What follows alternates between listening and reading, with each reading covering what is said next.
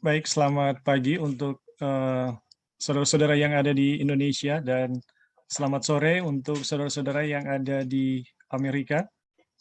Hari ini tanggal 23 Juli 2022, kita akan melanjutkan Bible study kita dalam buku Christ and His Righteousness atau Kristus kebenarannya. Kita memasuki chapter 4 ya. Baik teman-teman, sebelum kita memulaikan, seperti biasanya kita akan mengawalinya di dalam doa. Kita berdoa. Bapa kami yang di surga, kembali lagi kami anak-anak-Mu datang ke hadirat-Mu. Kami bersyukur dan berterima kasih untuk kesempatan yang begitu indah yang Tuhan telah berikan bagi kami. Pada saat ini, kembali kami mau mempelajari akan firman-Mu. Kami boleh memahami kebenaran-kebenaran yang Tuhan rindukan berikan bagi kami. Ya Tuhan, sediakan hati kami, buka pikiran kami, sehingga kami boleh menerima dan memahami setiap kebenaran yang Tuhan rindukan kami pahami. Dan terima kasih untuk karunia Roh Kudus yang akan membimbing kami ke dalam seluruh kebenaran, sehingga kami boleh memahami apa kebenaran itu dan kebenaran yang boleh memerdekakan kami dari segala dosa-dosa kami. Terima kasih Tuhan, memberkati jaringan internet selama proses Zoom berlangsung. Biarlah dapat berjalan dengan baik. Memberkati juga saudara-saudara kami yang lain yang mungkin belum terhubung dengan kami. Biarlah berkat-berkat yang sama boleh menjadi bagian kami semua. Inilah doa kami Tuhan, di dalam nama Yesus kami sudah berdoa. Amin.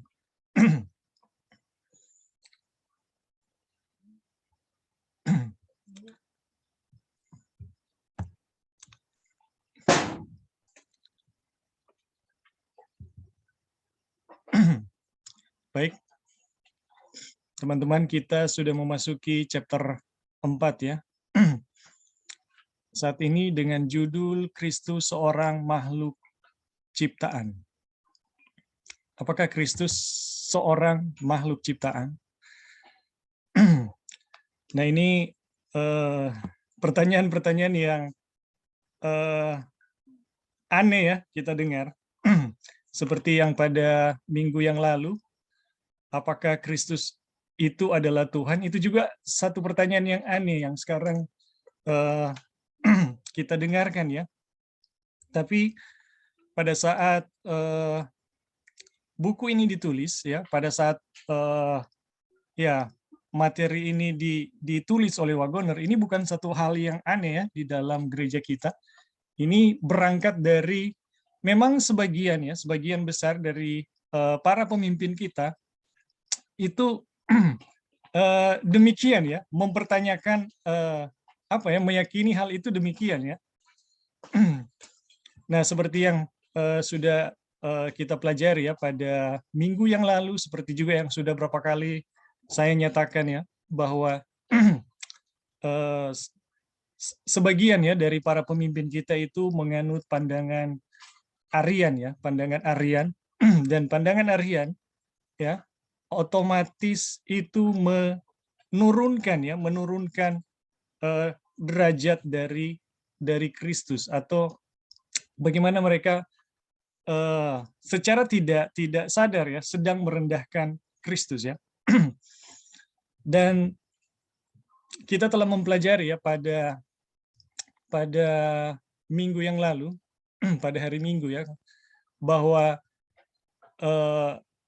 kita telah belajar bahwa Kristus itu adalah pencipta segala sesuatu ya. Kita telah belajar bahwa Yesus pencipta segala sesuatu dan tidak ada segala sesuatu yang tidak diciptakan ya, tidak diciptakan oleh Kristus. Dan ayat-ayat yang menjelaskan ya dalam perjanjian lama maupun perjanjian baru, khususnya perjanjian baru ya, apakah Kristus adalah pencipta, itu sangat jelas ya disaksikan oleh Paulus dan Yohanes ya. Dan apalagi Paulus yang menyatakan bagaimana Kristus itu betul-betul adalah sebagai pencipta segala sesuatu. Dan kita juga mengikuti bagaimana penjelasan Paulus bahwa bagaimana Bapa memberi penghormatan ya, Bapa memberi penghormatan yang sangat besar kepada Kristus. Bapa menyebut Kristus itu adalah Allah, ya. Bapa sendiri adalah Allah, ya, paling tinggi dari segala sesuatu, tapi memanggil Kristus sebagai Allah gitu. Dan prinsipnya adalah bahwa Yesus itu memang demikian ya.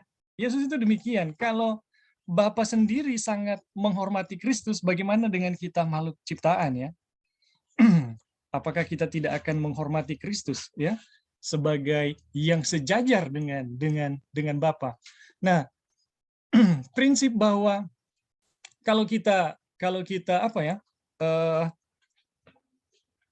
Kalau kita tidak ya, kalau kita tidak mensejajarkan Kristus dengan Bapa, maka yang terjadi adalah kita sama dengan menghina Bapa itu sendiri. Kenapa demikian? Karena prinsipnya adalah Bapa dan Anak itu satu ya.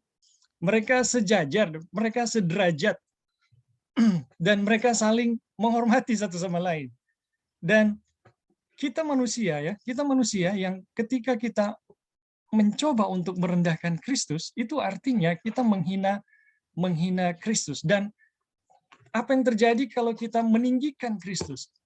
Yang terjadi adalah kita akan sangat menghormati Bapa, dan kita akan sangat melihat betapa indahnya penebusan yang dinyatakan kepada kita. Jadi teman-teman, itu pelajaran yang kemarin ya, pada minggu yang lalu yang kita telah ikuti. Dan saat ini kita akan memasuki sebentar sedikit ya.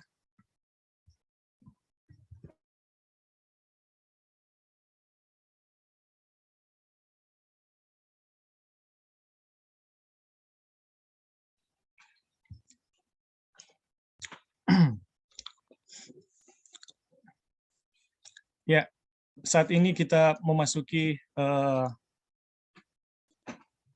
pasal yang keempat. Apakah Kristus ada seorang makhluk ciptaan? Ya, ini kita udah singgung ya bahwa konsekuensi dari pandangan Arian ya itu akan merendahkan Kristus. Itu akan merendahkan Kristus. Jadi ini mau tidak mau ya satu hal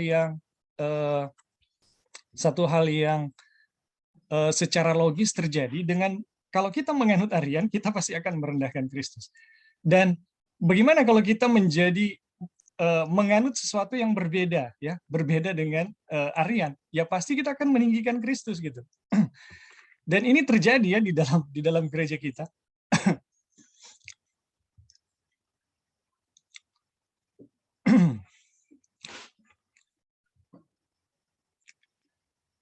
Baik teman-teman, kita akan melanjutkan pelajaran kita. Apakah Kristus seorang makhluk ciptaan? Sebelum beralih ke beberapa pelajaran praktis yang harus dipelajari dari kebenaran-kebenaran ini, kita harus memikirkan sejenak pendapat yang secara jujur dianut oleh banyak orang yang tidak mau dengan mempertimbangkan apapun, tidak bermaksud menolak Kristus. Tetapi melalui pendapat demikian, ya benar-benar menyangkal keilahian Kristus. Jadi ini ada pendapat ya yang secara jujur oleh banyak orang ya tidak mau dengan pertimbangan apapun, tidak bermaksud menolak Kristus, tetapi melalui pendapat demikian benar-benar menyangkal keilahian Kristus. Ya, apa pendapatnya? Pendapatnya adalah Kristus adalah makhluk ciptaan melalui keinginan Allah diangkat pada posisi agung saat ini, ya. Dan teman-teman, ya, ini adalah pandangan yang saya jumpai ketika saya berdiskusi dengan orang-orang yang menganut Arian, ya, atau yang saat ini orang-orang yang menganut dalam apa ya judulnya atau istilahnya Godhead, ya, kelompok-kelompok yang belajar mengenai Godhead. Jadi mereka percaya Yesus itu ilahi, ya, tapi Yesus itu adalah sesuatu yang diangkat keilahiannya menjadi sejajar dengan Bapa, ya. Apakah benar demikian ya?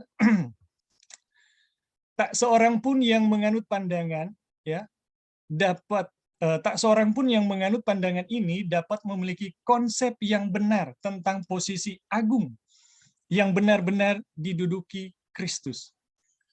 Jadi teman-teman, apakah ini penting atau tidak? Penting sekali ya, karena kita lagi belajar bagaimana kita memandang dan diubahkan ya.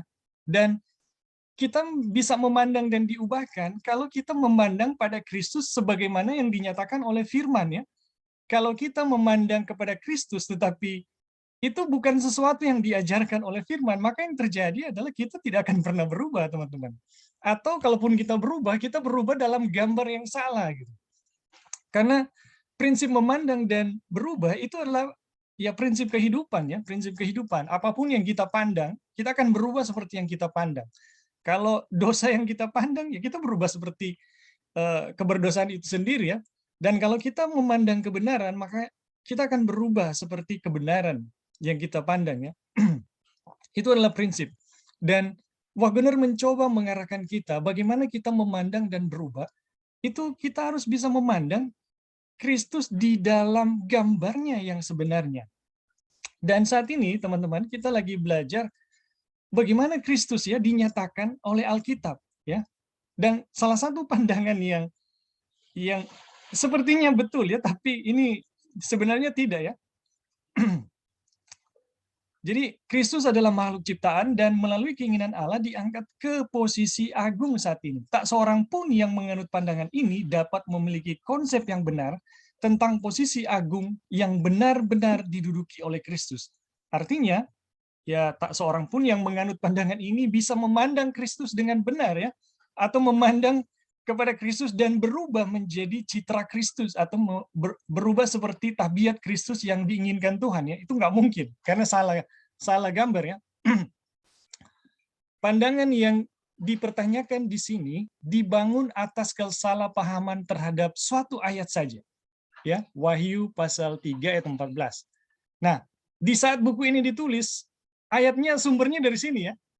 Tetapi saat ini yang ketika saya ketemu dengan teman-teman di Godhead, itu ayatnya udah bertambah ya. Ayatnya udah lebih banyak bahwa Yesus itu sedikit di bawah dari Bapa dan kemudian diangkat menjadi ilahi ya. Termasuk ayat yang di mana Yesus itu diciptakan ya atau dilahirkan dari dada ya, keluar dari Bapa ya. Nah, tapi kita sudah pelajari ya pada minggu yang lalu apa artinya itu.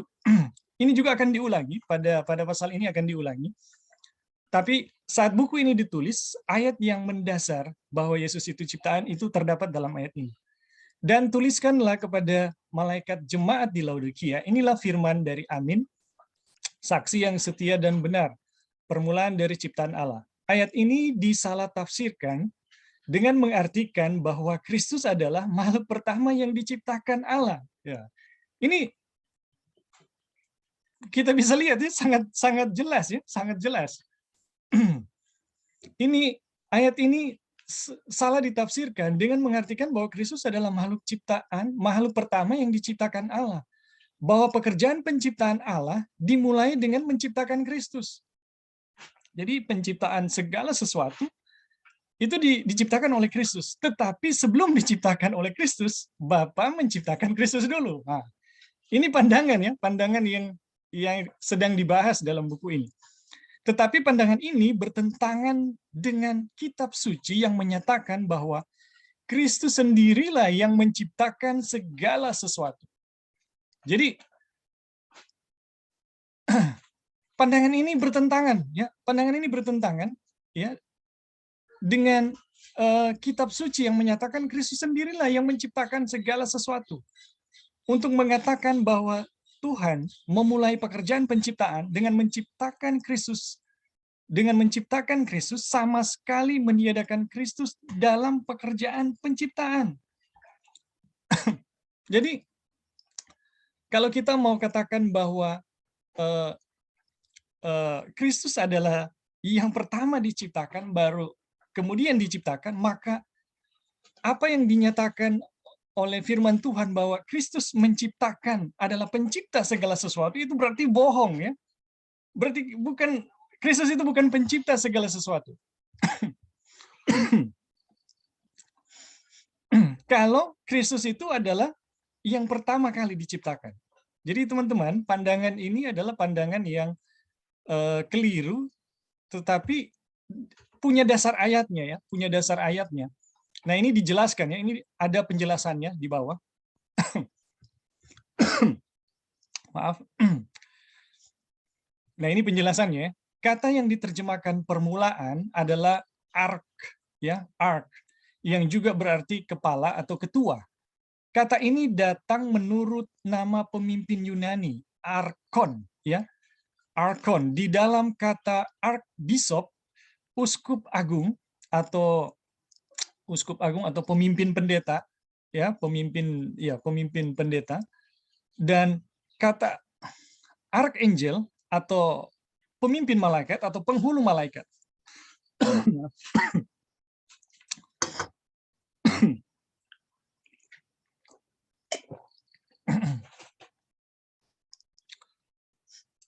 Jadi kata yang diterjemahkan permulaan adalah ark yang berarti kepala atau ketua. Kata ini datang menurut nama pemimpin Yunani, Arkon, di dalam kata archbishop atau uskup agung atau pemimpin pendeta, ya, atau pemimpin uskup, dan kata archangel penghulu malaikat.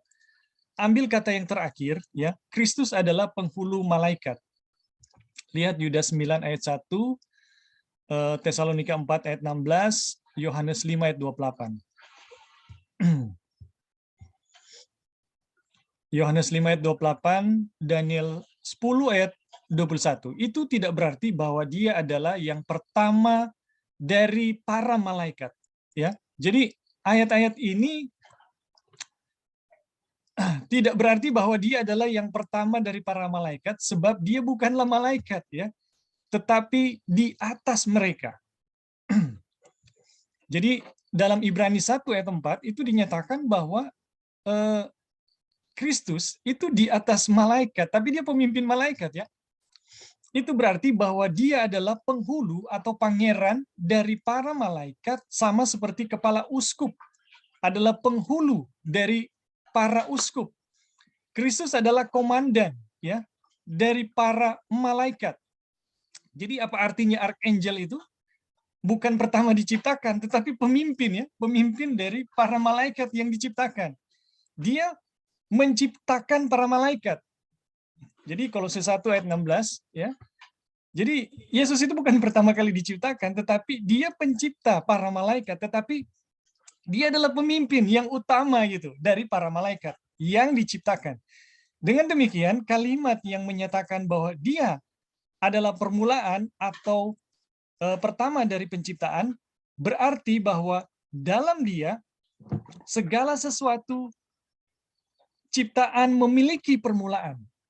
Jadi apa yang dimaksud dengan archangel, ya? Dalam dia segala ciptaan memiliki permulaan, yaitu seperti perkataannya sendiri bahwa dia adalah Alfa dan Omega, yang awal dan yang akhir, pertama dan terakhir. Wahyu 21 ayat 6, Wahyu 22 ayat 13, dia adalah sumber di mana segala sesuatu berasal, ya, berasal mula. Jadi teman-teman, apa artinya archangel, ya, yang menjadi landasan dari pemikiran bahwa Yesus itu adalah permulaan yang diciptakan Bapa, kemudian diangkat menjadi ilahi.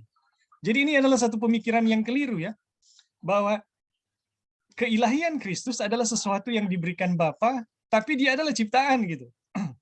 Yesus adalah ciptaan, kemudian diangkat oleh Bapa karena Bapa ini berwenang, ya, punya kuasa mengangkat sebagai ilahi. Ini nampaknya logis, ya, sangat logis, tetapi ini adalah apa, ya? Tak seorang pun yang menganut pandangan ini dapat memiliki konsep yang benar tentang posisi agung yang benar-benar diduduki Kristus. Jadi dengan kata lain, orang yang menganut pandangan ini akan salah melihat siapa Kristus, ya. Dan kalau salah melihat Kristus, artinya kita tidak akan pernah berubah seperti Kristus, ya.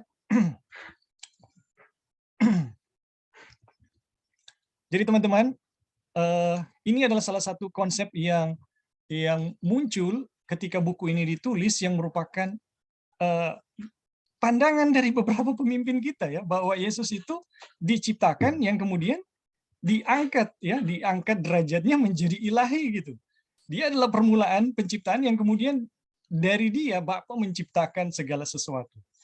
Ini logis karena ada dasar ayatnya, dan apakah benar demikian? Dan ternyata kita udah pelajari ya, ini adalah satu kekeliruan. Karena bagaimana kita mempelajari archangel ini ya, kepala malaikat yang pertama ya diciptakan, pada permulaan diciptakan, kita harus membandingkan dengan Wahyu ya, dengan Wahyu 21 ayat 6 dan Wahyu 22 ayat 13, di mana dia menyatakan aku adalah Alfa ya. Kalau dia adalah Alfa, dia nggak mungkin menjadi yang kedua ya. Demikian juga ya yang kemarin ketika kita mendiskusikan tentang bagaimana anak itu keluar dari Bapa. Ya. Ayat yang menyatakan bahwa Kristus itu datang dan keluar dari Bapa harus dibandingkan dengan ayat-ayat ini. Bahwa dia adalah Alfa, bahwa dia adalah yang awal.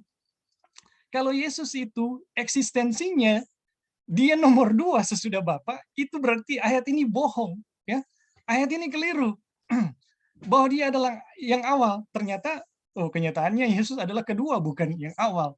Tapi ketika Yesus menyatakan bahwa Kristus menyatakan dia adalah awal, berarti ya dia sama-sama ada ya dengan Bapa. Nanti kita akan pelajari lebih lanjut ya. Oke, sampai di sini ada teman-teman yang mau kasih tanggapannya atau tambahan atau pertanyaan, dipersilakan.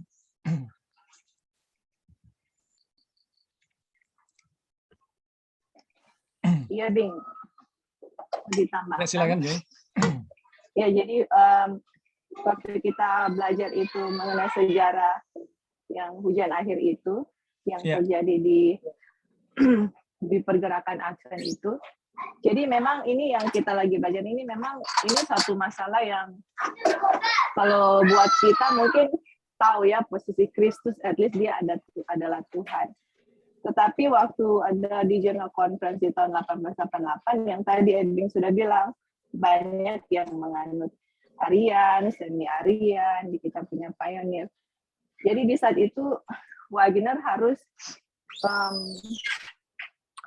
menegaskan posisi Kristus itu sebagai apa gitu. Dan pada waktu Ellen White mendengar posisinya Wagner itu yang berbicara mengenai Yesus itu apa, dia sangat senang ya dibilang di situ. Ada kutipan-kutipannya, tapi mungkin nanti harus dibahas secara khusus apa yang terjadi di Minneapolis, pertentangannya dan apa yang Ellen White tulis. Jadi Ellen White sangat senang karena Wagner menempatkan posisi Yesus sebenarnya itu di mana gitu. Dan waktu lalu kita sudah bahas ya bahwa yang Wagner tulis itu bahwa tujuan dari pelajaran ini adalah untuk menempatkan posisi yang sejajar antara Kristus dengan Bapa. Iya kan, Bing, yang waktu lalu? Ya.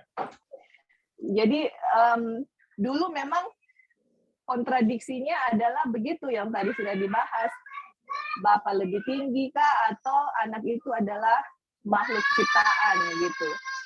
Jadi pada waktu Ellen White mendengar posisi dari Wagner mengenai Yesus itu posisinya di mana, dia sangat senang dan dia katakan bahwa dengan kita juga mengerti posisi Kristus di mana, itu juga kita sama seperti yang Wagner tulis, bahwa kita akan sangat menghargai rencana penebusan dari Kristus, betapa tingginya dia posisinya dan betapa rendahnya dia harus turun untuk menyelamatkan kita gitu. Jadi untuk kita, kenapa sih istilahnya dan Wagner harus bahas ini, karena memang isunya sangat apa ya, memang harus mengerti betul-betul posisinya Kristus itu apa. Jadi kalau kita lihat sekarang, kalau ada satu ajaran yang menurunkan sedikit saja posisi Kristus di bawah Bapa, itu sama saya kita mengulangi sejarah di tahun 1888 yang pioneer, yang mana posisi Kristus itu lebih rendah, biarpun sedikit, tapi harus sedikit lebih rendah dari Bapa.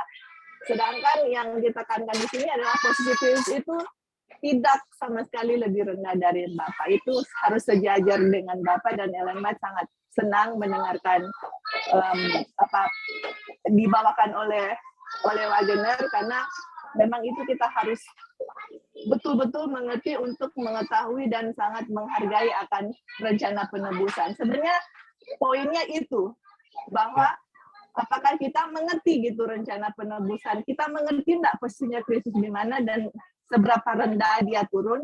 Itu dia ya, kalau kita melihat posisi Kristus sangat lebih rendah, ya kita nggak akan benar-benar mengerti. Nah sekarang untuk kita memahami itu gimana sih di dalam kita punya pemikiran, kok bisa kalau mengerti lebih sedikit kita nggak sangat menghargai. Teman-teman, demikianlah adanya. Itulah sebabnya ini masalah mengenai Kristus dan kedudukannya ini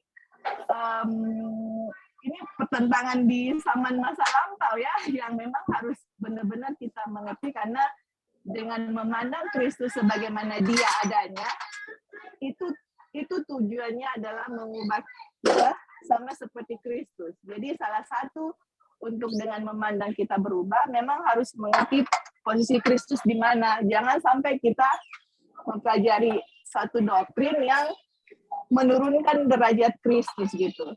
Kalau kita belajar sesuatu yang menurunkan derajat Kristus, itu sama saja dalam bentuk Arian atau semi Arian modern gitu ya, walaupun dalam bentuk yang berbeda gitu. Ya, oke, thank you Bing, hanya itu yang mau ditambahkan. Thank you. Ya, terima kasih Joy. Jadi benar ya demikian. Jadi teman-teman, masih ada lagi yang mau kasih tambahan atau tanggapan atau pertanyaan, dipersilahkan. Jadi pada pasal ini kita lagi belajar tentang satu konsep yang keliru, yang dulu dianut oleh para pemimpin kita, bahwa Yesus itu adalah keilahian ya. Sebelum dia ilahi, dia itu diciptakan, yang kemudian diangkat ya menjadi ilahi. Wah, ini logis sekali, tapi ini ternyata sangat menyesatkan ya. Itu betul-betul merendahkan siapa Yesus ya. Oke, kalau sudah tidak ada kita lanjut ya, kita lanjut. Ini pasalnya pendek. Jangan pernah juga kita membayangkan bahwa Kristus adalah seorang makhluk ciptaan, karena Paulus menyebutnya yang sulung dari segala yang diciptakan ya. Jadi ini juga salah satu ayat yang bisa disalah mengerti ya, yang sulung dari segala yang diciptakan. Kolose 1 ayat 15. Karena ayat-ayat berikutnya menunjukkan bahwa dia adalah pencipta dan bukan seorang ciptaan ya. Jadi ayat ini harus dipahami dari konteksnya ya. Karena di dalam dia ya telah diciptakan segala sesuatu ya, yang ada di sorga dan yang ada di bumi, yang kelihatan dan yang tidak kelihatan, baik singgasana maupun kerajaan, baik pemerintah maupun penguasa. Segala sesuatu diciptakan oleh dia dan untuk dia ya. Jadi saudara-saudara, ini lihat ya, ini ayat yang sulung dari segala yang diciptakan. Ini ayat selanjutnya ini ya. Kata-kata selanjutnya dari ayat itu adalah ini ya, karena di dalam dia telah diciptakan segala sesuatu yang ada di dalam sorga dan yang ada di bumi, yang kelihatan dan yang tidak kelihatan, baik singgasana maupun kerajaan, baik pemerintah maupun penguasa, segala sesuatu diciptakan oleh dia dan untuk dia. Wah, ini luar biasa ya. Jadi tidak ada satupun yang tidak diciptakan oleh Kristus. Sekarang, jika dia telah menciptakan segala sesuatu yang pernah diciptakan dan yang ada sebelum segala sesuatu diciptakan, itu adalah bukti bahwa dia tidak ada di antara segala yang diciptakan. Jadi, kalau segala sesuatu diciptakan oleh Kristus, ya, itu berarti Kristus itu bukan bagian dari pencipta. Tapi kalau ya Yesus itu diciptakan, ini bohong ayat ini. ya. Segala sesuatu, oh ternyata masih ada tersisa, yaitu dirinya yang dia tidak ciptakan gitu. Masih ada satu yang tersisa, ya, yaitu Kristus, ya, dirinya sendiri gitu. Jadi ini ayat bohong ya. Segala sesuatu yang diciptakan, kalau dikatakan Bapa menciptakan segala sesuatu melalui Kristus, artinya kalau bukan Kristus yang menciptakan segala sesuatu, ya, jadi masih ada satu ruang, yaitu dirinya, ya, yang tidak diciptakan, berarti ayat ini bohong, ya, ayat ini bohong. Tetapi dengan jelas ya firman Tuhan mengatakan segala sesuatu, baik yang kelihatan maupun yang tidak kelihatan, diciptakan oleh Dia. Jika Dia telah menciptakan segala sesuatu yang pernah diciptakan, dan yang ada sebelum segala sesuatu diciptakan, itu adalah bukti bahwa tidak ada di antara segala yang diciptakan, itu adalah bukti bahwa Dia tidak ada di antara segala yang diciptakan. Ya, jadi Yesus ini bukan termasuk di antara segala yang diciptakan oleh Bapa ya. Tidak, sama sekali tidak. Jadi Yesus itu adalah pencipta segala sesuatu dan Dia bukan ciptaan atau permulaan yang diciptakan.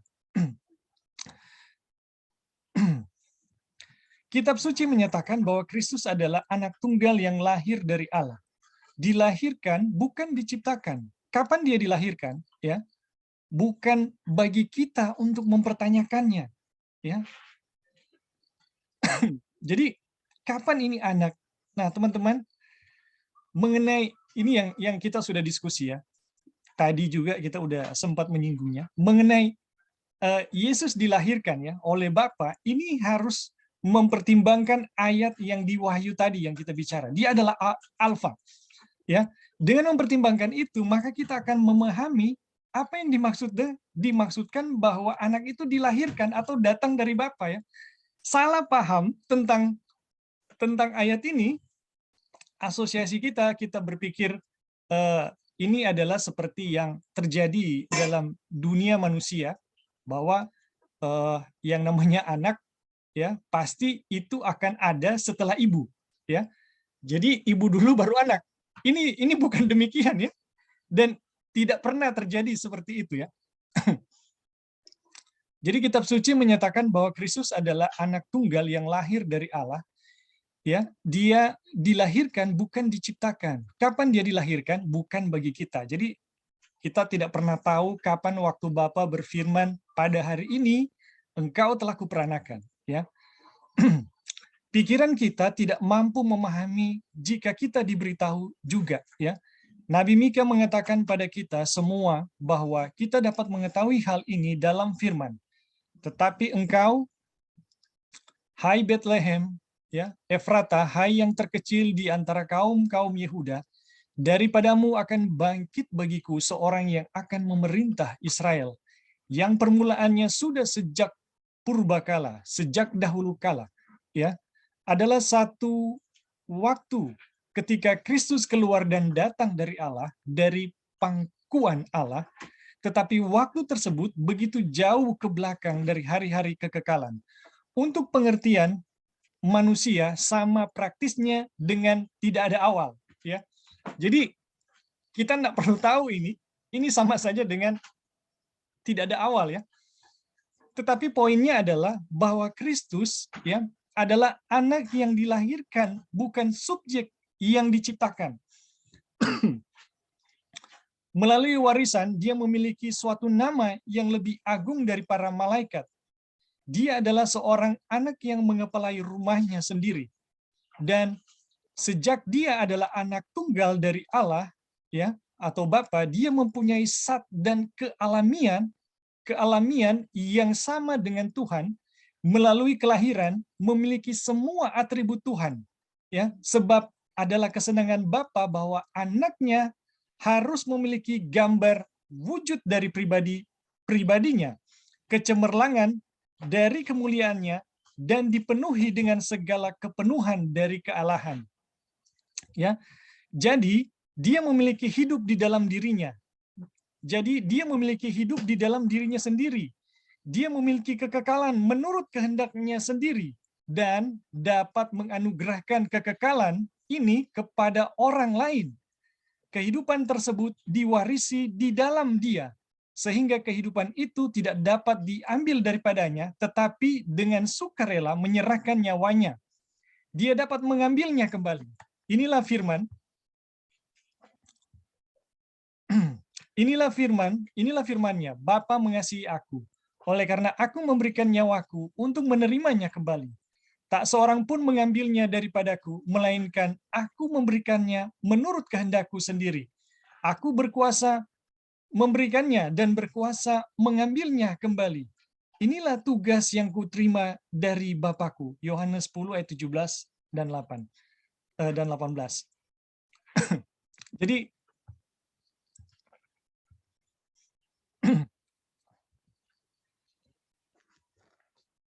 Jadi teman-teman, mengenai Kristus ya, mengenai Kristus, poinnya adalah bahwa Kristus adalah anak yang dilahirkan, bukan subjek yang diciptakan. Dan sekali lagi ya, ini mengenai bagaimana Kristus dilahirkan, ini penjelasannya sudah pada 2 bab sebelum yang kita pelajari, bahwa itu betul-betul bagaimana Bapa ada dengan sendirinya, demikian juga anak itu ada dengan sendirinya ya. Bagaimana Bapa itu ada, anak juga itu ada gitu. Bagaimana Bapa berkuasa, begitu juga anak berkuasa. Bagaimana Bapa dihormati, begitu juga anak itu dihormati ya. Bagaimana Bapa memiliki kekekalan, anak itu memiliki hal yang sama ya, kekekalan.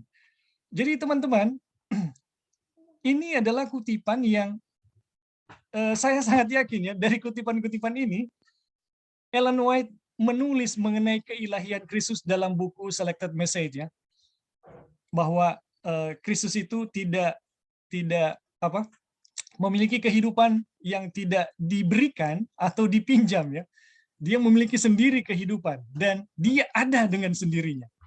Jadi teman-teman mempelajari mengenai bagaimana Kristus itu dilahirkan, sekali lagi kita harus membandingkan dengan pernyataan Kristus sendiri bahwa dia adalah alfa ya, dia adalah awal ya. Jadi dia bukan yang kedua dari Bapa ya, atau dia setelah Bapa gitu.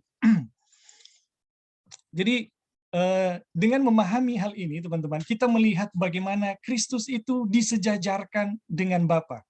Karena tujuan kita ya, dengan memahami mengenai keilahian Kristus ya, dengan memposisikan Kristus pada kedudukannya yang sebenarnya, kita akan melihat nilai dari penebusan yang Tuhan berikan kepada kita.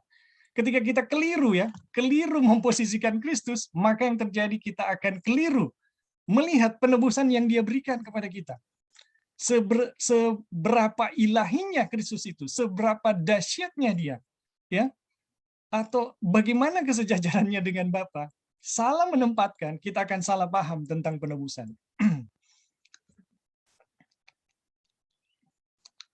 Oke, sampai di sini teman-teman, ada yang mau kasih tambahan? Kita akan lanjut sebelum kita lanjut pada pandangan bagaimana Yesus bisa mati ya, kalau Dia memiliki kekekalan.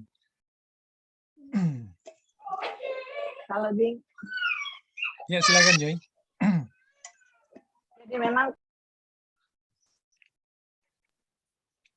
Jadi kalau mau membahas kealamian Yesus, memang juga harus bandingkan dengan kutipan Ellen White dan Alkitab lain, karena dulu juga mereka salah mengerti Kristus karena ayat-ayat yang tadi sudah dibilang kan, Yesus adalah hasil ciptaan itu gara-gara baca Wahyu 3 begitu. Ayat berapa tadi? 14 ya? Iya, ayat 14. Ya, tapi kalau kita baca secara keseluruhan yang namanya Yesus Alfa dan Omega, Ellen White tulis self-existence, hidupnya tidak dipinjamkan, itu juga kita bisa melihat secara garis besar itu mengenai Kristus gitu. Jadi memang harus baca secara keseluruhan dan bandingkan dia punya ayat-ayat. Tetapi intinya itu adalah kita harus melihat Yesus posisinya sama dengan Bapa.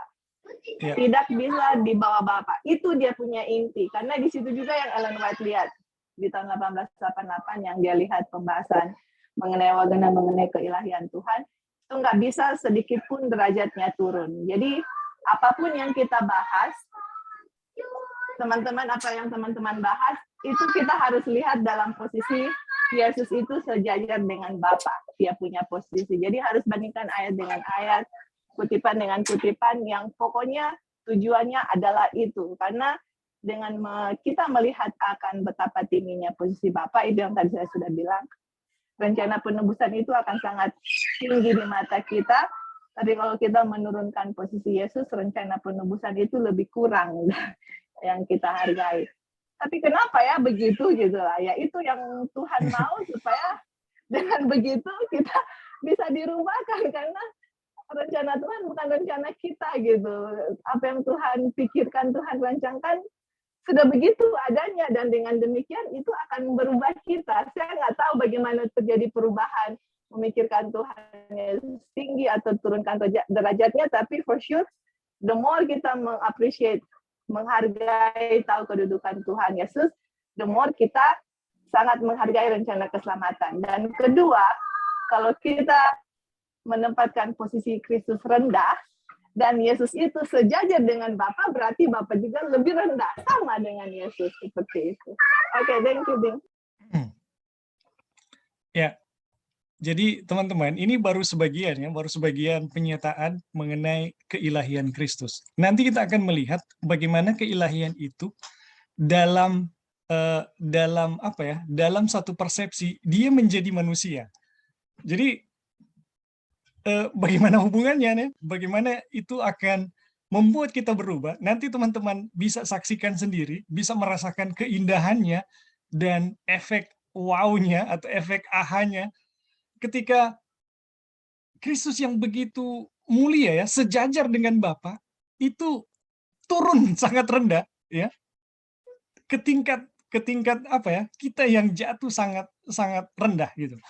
Di situ kita akan lihat, dan saya sangat yakin ketika kita melihat itu kita akan berubah. Kita lanjut dulu ya, kita lanjut. Jika seseorang menimbulkan kembali kesalahan yang lama, yaitu bagaimana bisa Kristus memiliki kekekalan tapi bisa mati. Kita hanya dapat berkata bahwa kita tidak tahu. Ya. Ini jawaban yang praktis ya. Kenapa kalau dia kekal dia bisa mati ya? Kita tidak tahu. Kita tidak berpura-pura untuk mengerti ketidakterbatasan ya. Jadi Tuhan itu tak terbatas, dan kita tidak berpura-pura ya. Kenapa demikian gitu? Kita tidak dapat mengerti bagaimana Kristus bisa sebagai Allah pada mulanya berbagi kesetaraan kemuliaan dengan Bapa sebelum dunia ada. Ini kita nggak pernah mengerti ya. Dan bisa juga lahir sebagai seorang bayi di Bethlehem ya. Ini kita nggak pernah mengerti kenapa dalam keadaan mulia kok bisa mau menjadi bayi di Bethlehem. Misteri dari penyalipan dan kebangkitan adalah rahasia inkarnasi. Kita tidak dapat memahami bagaimana Kristus bisa sebagai Allah dan bisa menjadi manusia demi kita. Aduh, kita nggak pernah bisa memahami ini. Jadi kenapa apa ya? Kristus bisa mati itu sama dengan mempertanyakan kenapa Tuhan itu mau jadi bayi, jadi manusia ya, dan mau menyelamatkan manusia. Itu kita tidak pernah tahu ya. Kita tidak dapat mengerti bagaimana dia menciptakan dunia dari yang tidak ada ya, dari yang tidak ada. Kita juga tidak dapat mengerti bagaimana dia dapat membangkitkan orang mati, atau bagaimana dia bekerja melalui rohnya dalam hati kita. Ini hal-hal yang kita tidak pernah mengerti ya.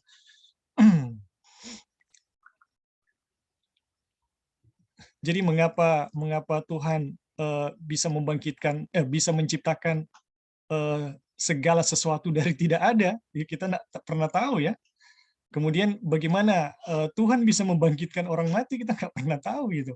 Dan bagaimana rohnya bisa bekerja di dalam hati kita membawa pertobatan, kita juga tidak pernah tahu. Tapi kita percaya dan mengetahui hal-hal ini. Ya, ini yang penting buat kita. Kita percaya dan mengetahui hal-hal ini, dan itu yang baik. Ya, itu yang baik buat kita.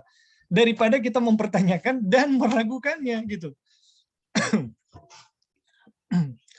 Hal tersebut seharusnya cukup bagi kita untuk menerima kebenaran-kebenaran yang telah ditunjukkan Allah ini tanpa tersandung pada hal-hal yang pikiran seorang malaikat pun tidak dapat mengerti.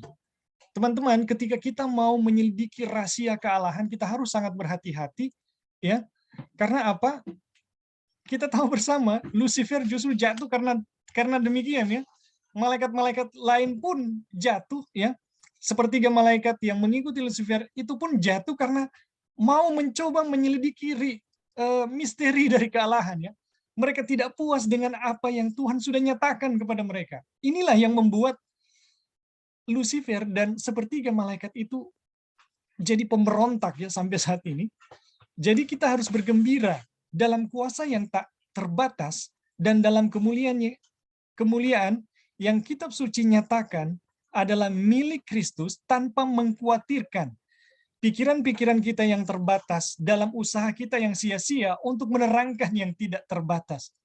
Jadi teman-teman, ya bersyukurlah dengan apa yang Tuhan sudah nyatakan gitu mengenai siapa dirinya, ya. Dan itu cukup, ya, itu cukup buat kita. Kita lanjut dulu, ya. Ini udah mau selesai.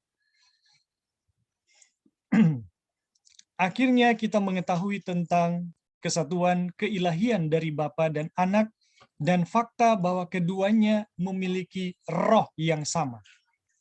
Ya. Nah, ini penting sekali ini, teman-teman. Akhirnya kita mengetahui tentang kesatuan ilahi dari Bapa dan Anak dan fakta bahwa keduanya memiliki roh yang sama. Jadi setelah Wagoner mensejajarkan, ya, Wagoner mensejajarkan Kristus dengan Bapa, sekarang Wagoner mempunyai ide, ya, ide yang baru, ya, pemikiran yang baru yang dia nyatakan bahwa mereka juga memiliki roh yang sama, ya. Ini menarik, tapi ada pertanyaan yang saya ingin bagikan, tapi kita lanjut dulu, ya. Argumentasi atau dasar pemikiran, ya, bukan argumentasi, dasar pemikiran kenapa Bapa dan Kristus memiliki roh yang sama. Paulus setelah berkata bahwa mereka yang hidup dalam daging tidak mungkin berkenan kepada Allah, melanjutkan, tetapi kamu tidak hidup dalam daging, melainkan dalam roh. Jika memang roh Allah diam di dalam kamu, ya, tetapi jika orang tidak memiliki roh Kristus, ia bukan milik Kristus, ya. Di sini kita mendapati bahwa Roh Kudus adalah keduanya, yaitu roh Allah, ya, dan roh Kristus. Jadi Roh Kudus itu adalah rohnya Bapa dan rohnya Kristus, ya. Teman-teman, ini penting sekali. Setelah Wagoner menyatakan bahwa Yesus itu sejajar dengan Bapa, Wagoner sekarang menyatakan bahwa Roh Kudus itu, ya, adalah rohnya Bapa, adalah juga rohnya Kristus, ya. Nah, ini ada satu kasus, ya, yang saya alami. Ini satu kasus yang saya alami ketika bertemu dengan teman-teman yang memiliki pandangan Godhead atau berada dalam kelompok Godhead. Saya sering bertanya, ya, dari fakta-fakta ini bahwa kalau Bapa dan Kristus memiliki roh yang sama, ya, ketika ketika di dalam roh itu, ya, di dalam pribadi roh itu, ya, pribadi siapakah itu, ya, pribadi Bapa atau pribadi Anak? Teman-teman, saya telah berdiskusi berkali-kali, ya, dengan kelompok Godhead, dan sampai saat ini mereka tidak bisa menjawab, ya. Kalau Kristus dan Bapa memiliki satu roh, ya, saat dalam pribadi roh, ya, pribadi siapakah itu? Ya, apakah Bapa atau Anak? Sampai saat ini saya belum mendapat jawaban yang ada yang tidak bisa menjawab, ada juga yang ngawur jawabannya, ya. Tetapi kita lihat, ya, setelah Wagoner menyatakan kesejajaran dengan Kristus, sejajar dengan Bapa. Sekarang Wagoner juga menyatakan bahwa Roh Kudus itu ya adalah roh yang sama yang dimiliki oleh Bapa dan roh yang sama yang dimiliki oleh Kristus. Ya. Kristus berada dalam pangkuan Bapa melalui hakikat dari zat yang sama dengan Allah dan memiliki hidup di dalam dirinya sendiri. Dia pantas disebut Yehova, yaitu seorang yang ada sendirinya, ya, seorang yang ada dengan sendirinya. Dan yang disebut dalam Yeremia 23 ayat 5 sampai 6 sebagai tunas yang benar. Ia akan memerintah dan melakukan keadilan di bumi yang akan dikenal dengan namanya Jehovah, apa ya ini? Tuhan kebenaran kita, ya. Kita lanjut dulu, ya. Oleh sebab itu, ya, janganlah seorang pun yang senantiasa menghormati Kristus memberikan penghormatan yang kurang dari penghormatan yang diberikan kepada Bapa. Jadi sekali lagi ya teman-teman, ini prinsip yang penting sekali, poin yang penting sekali, ya. Ini dikatakan janganlah seorang pun yang senantiasa menghormati Kristus memberikan penghormatan yang kurang dari penghormatan yang diberikan kepada Bapa, ya, yang diberikan kepada Bapa. Jadi kalau kita menghormati Bapa, kita harus menghormati Kristus sebagaimana kita menghormati Bapa. Dan kita menghormati Kristus ya sebagaimana Bapa menghormati dia gitu. Jadi kalau Bapa begitu menghormati, demikian juga kita harus menghormatinya. Ketika kita memberikan ya sesuatu yang kurang yang diberikan, yang sepantasnya diberikan ya, apa yang akan terjadi? Sebab tindakan ini akan sama sekali merendahkan Bapa, ya. Kalau kita memberikan penghormatan yang kurang dari penghormatan yang diberikan kepada Bapa. Jadi kalau kita memberikan penghormatan yang kurang kepada Kristus, ya, apa artinya? Sebab tindakan ini akan sama sekali merendahkan Bapa. Jadi teman-teman, dengan merendahkan Kristus, artinya kita merendahkan Bapa. Dan saya sering berkali-kali ya dalam diskusi dengan teman-teman Godhead, apa pandangan yang kalian miliki, sebenarnya ini adalah pemikiran dari Lucifer sejak di surga ya. Bagaimana Lucifer mau menyingkirkan Kristus dan Bapa itu dengan cara merendahkan Kristus gitu. Ini adalah satu pemikiran yang berasal dari surga ya teman-teman. Sebab tindakan ini akan sama sekali merendahkan Bapa. Tetapi biarlah semua beserta para malaikat di surga menyembah Anak dengan tidak ada rasa takut bahwa mereka sedang menyembah dan melayani makhluk ciptaan daripada Pencipta. Jadi teman-teman, dengan meninggikan Kristus ya, dengan menghormati Kristus yang sejajar dengan Bapa, itu sama dengan kita menghormati Bapa, kita meninggikan Bapa. Tetapi sebaliknya, kalau kita merendahkan Kristus, ya, itu sama sekali dengan merendahkan Bapa. Jadi, teman-teman, ini adalah prinsip yang kita harus pegang, dan dari prinsip ini kita akan melihat bagaimana pandangan-pandangan mengenai kealahan ya, atau Godhead yang beredar di sekitar kita. Apakah benar atau tidak ya? Oke, teman-teman, satu kutipan lagi, ya, materi kita selesai. Dan sekarang, sementara hal-hal tentang kealahan Kristus masih segar dalam pikiran kita, marilah kita berhenti sejenak untuk merenungkan kisah yang begitu mengagumkan tentang kehinaan Dia. Ya, ini bab selanjutnya kita akan belajar tentang bagaimana Allah menjadi manusia, mengambil daging manusia. Teman-teman, kenapa kita harus mempelajari tentang keilahian Kristus dan bagaimana posisi keilahian Kristus dengan Bapa? Karena kita akan melihat penebusan yang begitu luar biasa ketika Dia mengambil kehinaan ya, betapa mengagumkan tentang kehinaan ketika Yesus menjadi manusia. Aduh, ini luar biasa. Jadi poin ini luar biasa teman-teman. Jadi kalau boleh jangan ketinggalan, besok kita akan bahas mengenai bagaimana Yesus menjadi manusia ya.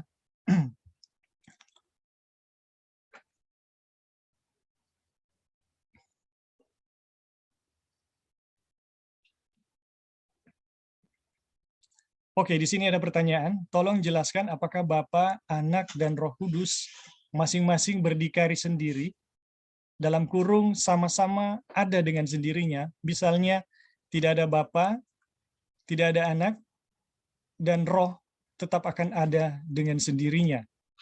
Dan sebaliknya. Boleh diperjelas, ini pertanyaan saya masih kurang mengerti. Brother Heli? Ya, jadi kemarin ada diskusi dengan teman itu. Jadi dia bertanya, jadi apakah ketika Bapa itu tidak ada, berarti Yesus bisa ada?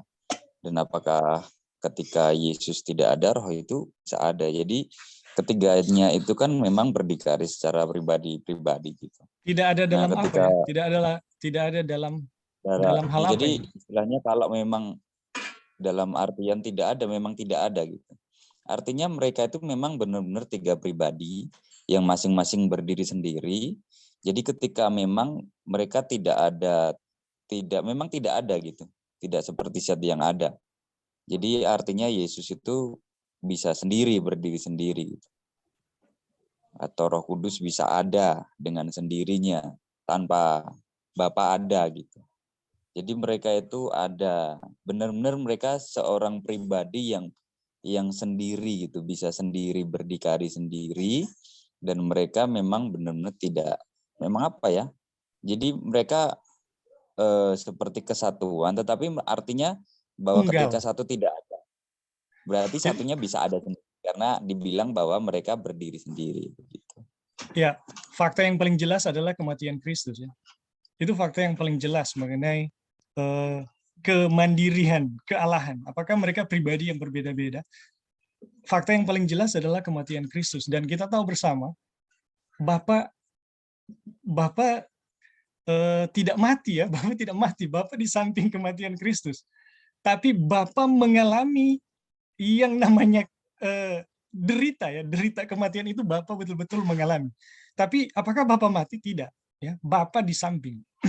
Dan itu adalah fakta yang paling jelas bahwa kealahan itu memiliki pribadi yang berbeda, ya, mandiri.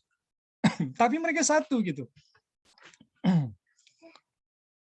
Atau ada teman-teman yang lain yang mau kasih Enggak, contoh Bapak tidak ada gitu. Apakah Yesus bisa ada dengan sendirinya ketika Bapak tidak ada? Kalau Jadi ketika seperti Bapak itu, ada, kalau pertanyaan seperti itu, kita merasa pertanyaan itu membatasi justru kealahan.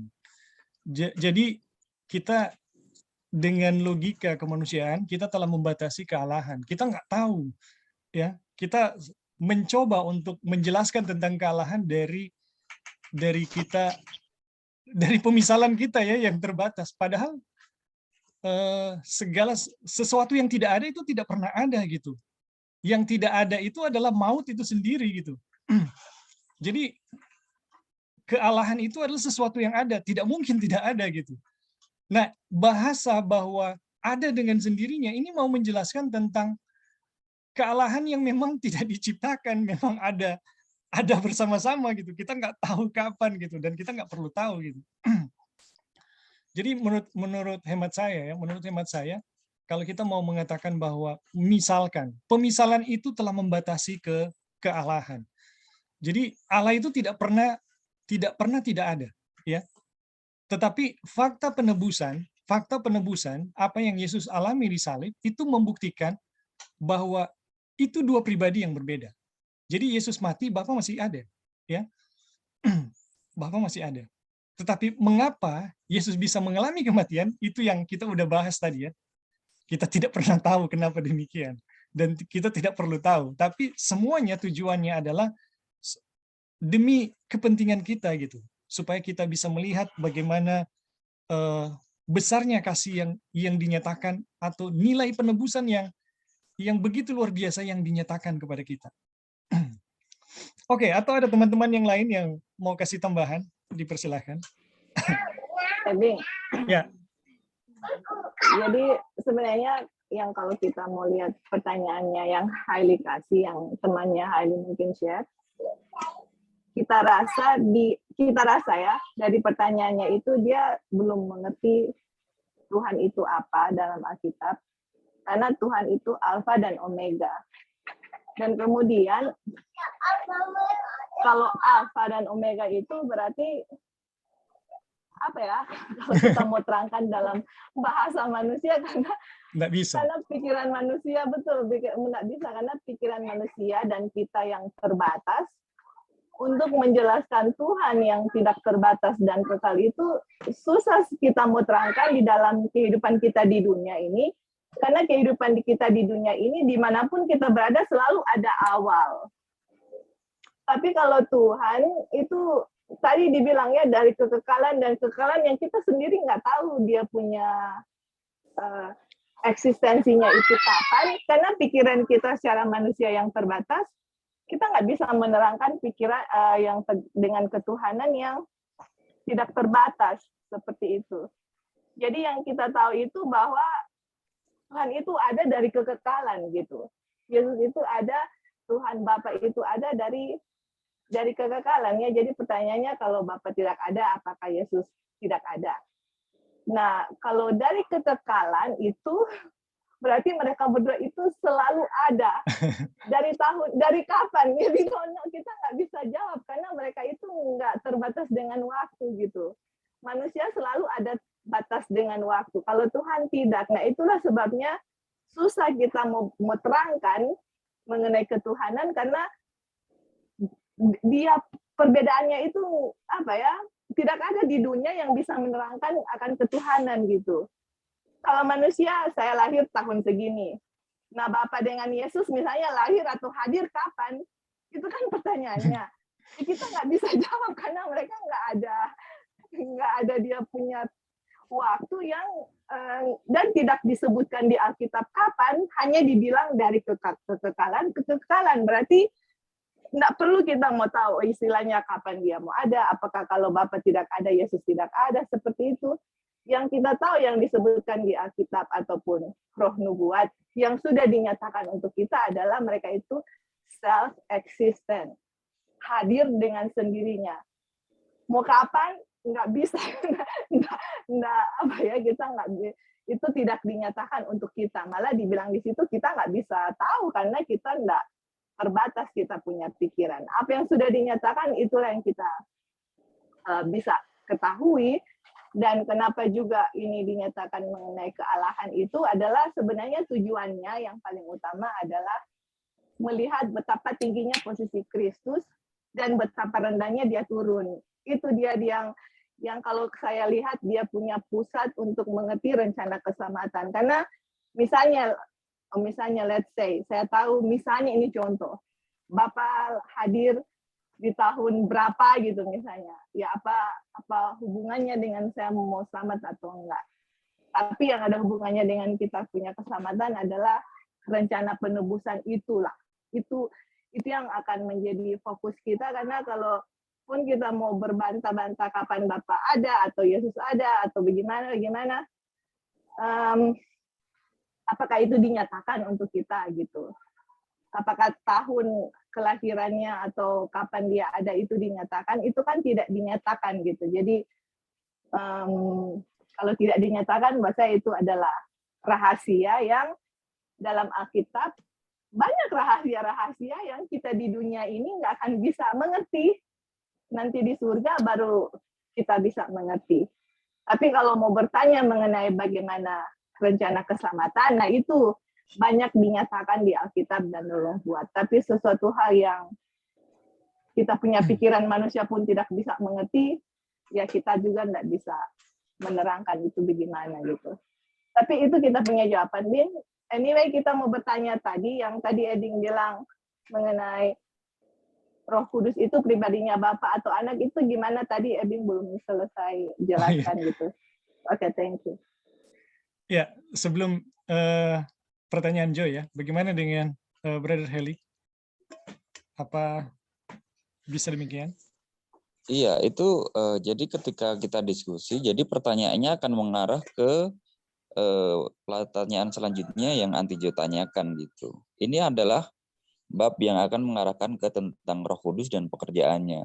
Jadi akhirnya dia membedakan tentang Roh Kudus dan kuasanya. Jadi memang kuasa itu berbeda dengan Roh Kudus itu sendiri. Jadi yang ada di dalam diri manusia itu hanya kuasa Roh Kudus, tetapi bukan Roh Kudus itu. Itulah yang akhirnya di awal dia bertanya tentang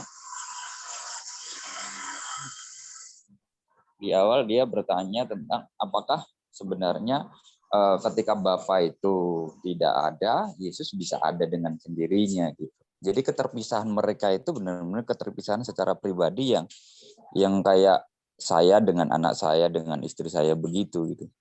Jadi ini kan sangat satu keluarga gitu. Jadi akhirnya membuat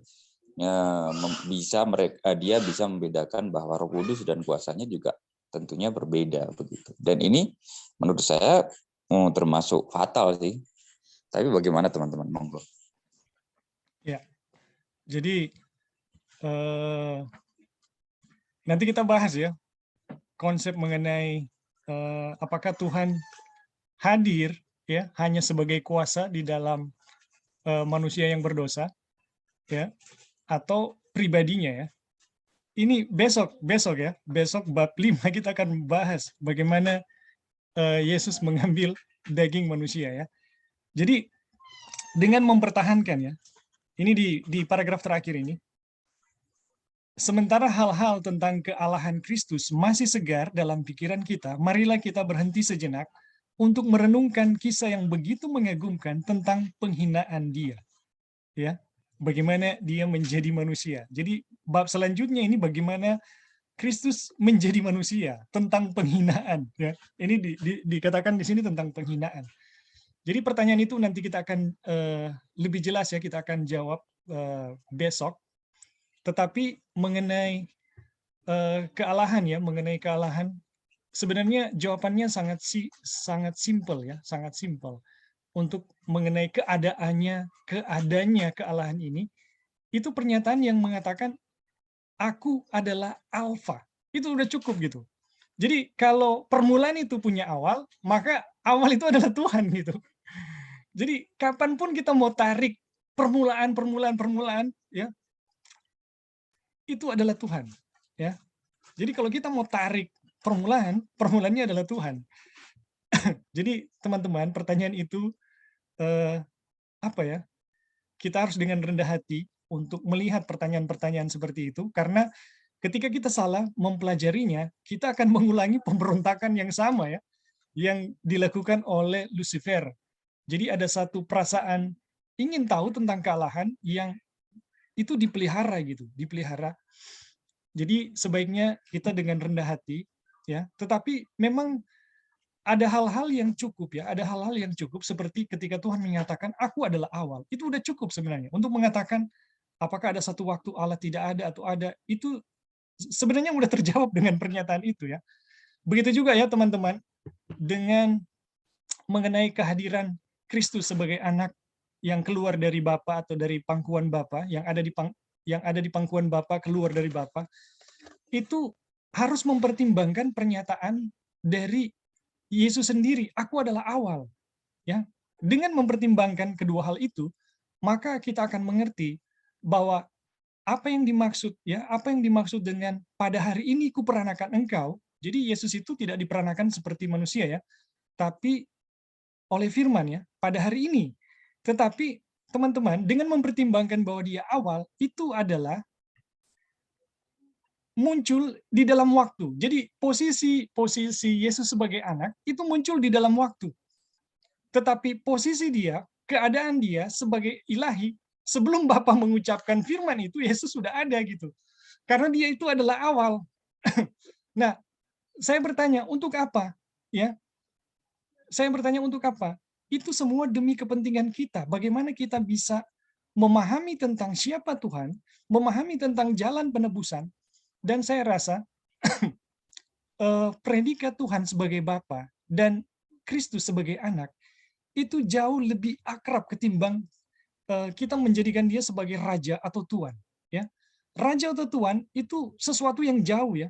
Tetapi kalau itu adalah Bapa, itu adalah anak, itu nuansanya di otak kita itu akrab, itu begitu dekat.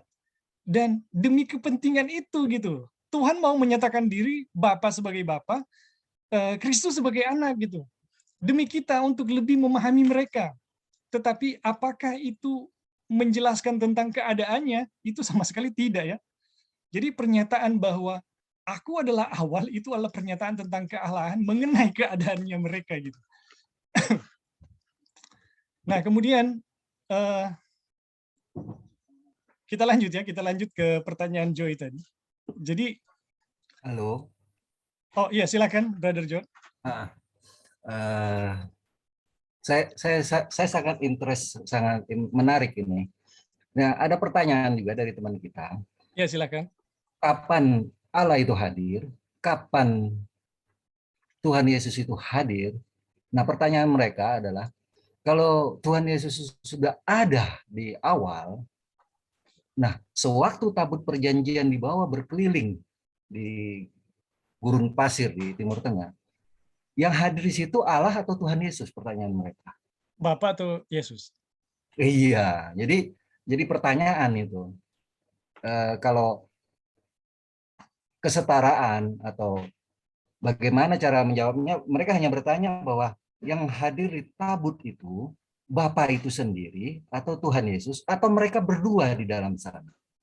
Itu pertanyaan mereka. Terima kasih. Ya. Kalau jawaban saya berdasarkan Alkitab dan Roh Nubuat, ini kutipannya ada gitu. Tapi kalau yang Paulus nyatakan itu adalah Kristus sendiri ya. Baru Roh Nubuat sendiri menyatakan itu Kristus sendiri ya, mengenai Sekina yang ada di tabut itu adalah Kristus sendiri gitu yang hadir di situ.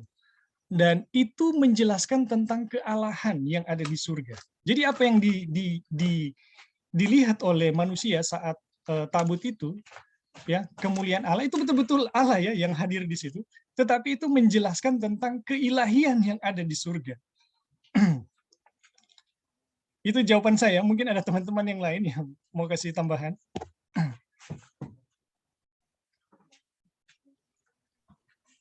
Jadi maksud pertanyaannya itu bagaimana? Maksudnya kalau hanya Bapa bagaimana, atau kalau hanya Kristus bagaimana gitu dalam posisinya gitu. Supaya kita bisa tahu letak permasalahannya di mana gitu. Ya, kurang lebih sih pertanyaannya hampir sama dengan saudara tadi siapa ya, yang tentang Hailey. ya itu ya? sebenarnya kurang lebih sebenarnya sama. Jadi kapan Allah itu hadir, kapan Yesus itu hadir. Kadang-kadang kita memang agak sulit untuk menjelaskan kepada teman-teman kita. Jadi mereka bertanya hanya sekilas, apakah yang hadir di dalam tabut perjanjian pada zaman dulu itu Allah sendiri atau Yesus? Karena mereka akan bertanya lagi, karena pada zaman sekarang disebut Roh Kudus. Jadi mereka mau bertanya masing-masing ini bisa hadir dengan sendirinya, atau seperti pertanyaan tadi, kalau Bapak tidak ada atau Yesus tidak ada, Roh Kudus bisa hadir sendiri. Itu ujungnya ke sana.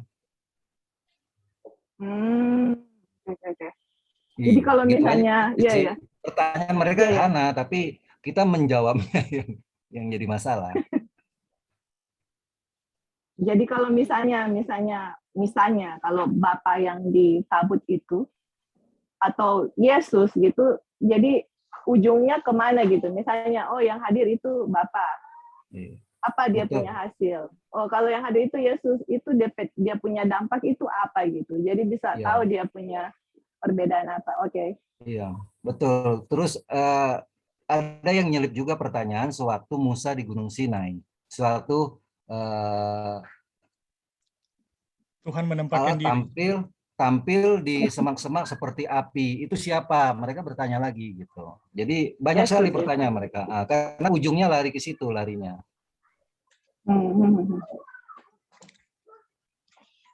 Ya, siapa mau jawab ini, Joy? Oh, kalau yang muncul di semak belukar itu Yesus itu ya. Itu jelas itu. Kemudian yang kasih tabut perjanjian itu Yesus di situ. Kalau Bing masih ingat, apakah Bapak juga ada di situ nggak, Bing? Kita lupa. Kalau kalau nggak salah Bapak dengan anak di situ ya? Di tabut perjanjian? Iya, yang waktu di Bukit Sinai. Di Sekina atau di di waktu di Bukit Sinai waktu 10 hukum diberikan. 10 hukum diberikan, kita nggak tahu ya Iya, persisnya apa, tapi yang jelas itu Yesus. iya. For sure itu ada Yesus ya, tapi kita nggak tahu Bapak juga. Jadi sebenarnya kalau pertanyaan-pertanyaan begini, kita harus tahu, misalnya nih contoh ya, oh kalau misalnya itu Yesus, jadi hasilnya apa? Kalau misalnya itu Bapak, apa dia punya efek seperti itu. Jadi kita bisa lihat secara garis besar itu apa. Kalau kita lihatnya seperti itu gitu, dia punya dampak itu apa, atau kalau mau percaya ini hanya Yesus itu gimana hasilnya, atau kalau mau percaya hanya Bapa gimana hasilnya gitu, atau kalau dua-dua ada di situ itu emangnya kayak gimana gitu. Jadi pas bisa lihat dia punya masalahnya apa, mungkin baru bisa tahu ya terletak duduk permasalahannya di mana, baru kita bisa lihat dari pelajaran-pelajaran yang kita sudah pelajari itu menjawabnya itu seperti apa. Karena kalau kita mau dengar pertanyaan seperti itu, kita juga nggak tahu ini pertanyaannya mau kemana gitu.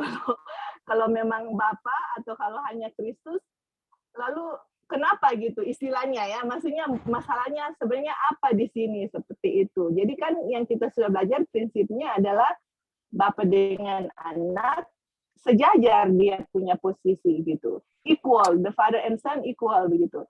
Nah kalau mereka mau menempatkan misalnya ini Bapa kah atau anak kah, jadi itu gimana dia punya permasalahan gitu, apakah anak lebih rendah atau, jadi kalau sudah seperti itu harus kita lihat ujungnya mau kemana, permasalahannya apa, baru kita bisa bahas berdasarkan prinsip yang kita sudah pelajari mengenai kealahan Tuhan Yesus.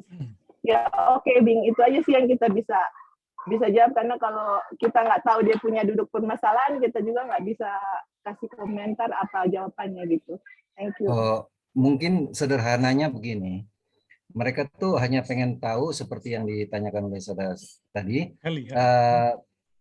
masing-masing berdiri sendiri atau tidak. Jadi sempat kita jawab juga bahwa di mana Bapa hadir, kita jawab bahwa Tuhan Yesus hadir. Kita jawab gitu. Terus dia bertanya lagi, nah sekarang Bapa sama anak ada di surga. Sekarang yang hadir Roh Kudus. Apakah mereka berdua tidak hadir? Saya jawab, Roh Kudus itu adalah rohnya Bapa. Roh Kudus itu adalah rohnya Kristus. Jadi kalau Roh Kudus itu hadir, berarti Bapa dan anak hadir. Saya jawab gitu. Tapi mereka balik lagi, akhirnya ke ujung-ujungnya adalah membahas tentang Trinitas. Jadi tugas masing-masing seperti apa, atau mereka bertugas bersama-sama, atau mereka membagi tugas berbeda gitu. Jadi pertanyaannya lari ke sana. Jadi akhirnya muter-muter di situ aja. Ya, jadi mengenai Ka'bah dulu ya, Ka'bah, mengenai apa tabut. Jadi teman-teman, apa yang kita lihat ya, semua penyataan Allah mulai dari cerita apa ya, cerita penampakan Tuhan ya, penampakan Tuhan mulai dari Kejadian, terus selanjutnya itu semua adalah Yesus sendiri ya, itu semua adalah Yesus sendiri. Jadi Yesus itu adalah keilahian yang bisa dilihat. Jadi bagaimana manusia bisa memahami tentang Yesus ya, tentang Allah ya, itu akan melihat lewat Yesus. Jadi Yesus itu adalah keilahian yang bisa dilihat, bisa dipahami. Sedangkan Bapa adalah dia berdiam dalam cahaya yang tidak terhampiri gitu. Jadi bagaimana cahaya yang tidak terhampiri itu ya menyatakan dirinya lewat Yesus gitu. Jadi Yesus itu adalah penyataan tentang cahaya ilahi yang tidak terhampiri itu. Dan sekali lagi itu bukan apa ya, bukan membuat bahwa Yesus itu sedikit lebih rendah ya, tetapi dengan memahami siapa Yesus ya, kita akan memahami siapa Bapa. Jadi apa yang tidak kita pahami tentang Bapa ya adalah cahaya yang tidak terhampiri, itu kita bisa lihat pada Yesus. Dan teman-teman ya, semua makhluk semesta memahami bahwa kemuliaan itu terletak pada sinar yang mengelilingi, ya, sinar yang mengelilingi mereka. Tetapi dengan menjelmanya Yesus, ya, inkarnasinya Yesus menjadi manusia, bahkan mati di kayu salib, maka semesta alam telah paham apa sesungguhnya tentang kemuliaan Bapa yang tak terhampiri itu. Jadi ketika Yesus, ya, menjadi manusia dan mati di salib, itu merupakan penyataan kemuliaan Bapa yang tidak terhingga itu, teman-teman. Jadi kemuliaan Bapa yang tidak terhampiri itu bukanlah sesuatu yang tidak bisa dipahami gitu. Tetapi lewat penyataan Yesus, ya, yang menjadi manusia dan mati di salib, semesta alam dan kita manusia bisa paham mengenai cahaya kemuliaan yang tidak terhampiri itu. Jadi sesungguhnya, ya, adalah karakter terdalam, ya, yang dinyatakan kepada semesta alam. Ini kalau dalam kimia ini namanya perubahan kuantum, ya. Bagaimana positron itu dipaksa atau neutron itu dipaksa keluar orbit. Ini kalau dalam kimia, ya.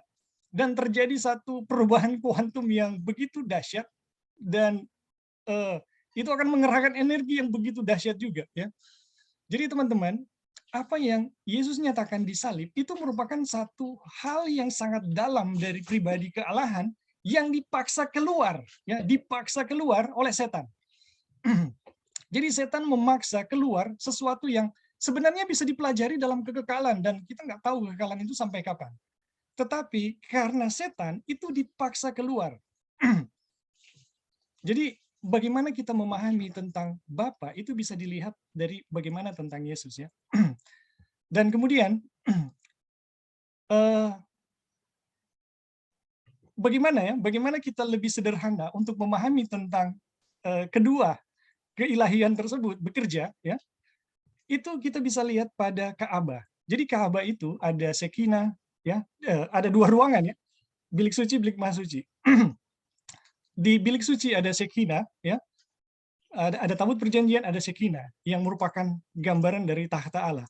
Kemudian di bilik suci, ya, di situ ada kaki dian, ada meja roti sajian, ada apa namanya ini, tungku, ya, tungku ukupan.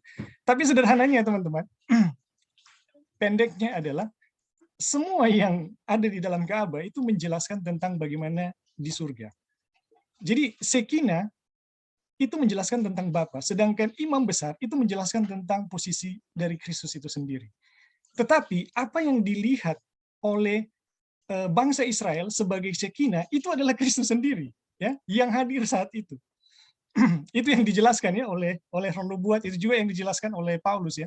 Jadi apa yang dilihat oleh mata manusia, yang bisa dilihat oleh mata manusia, itu adalah Kristus sendiri, bukan Bapa.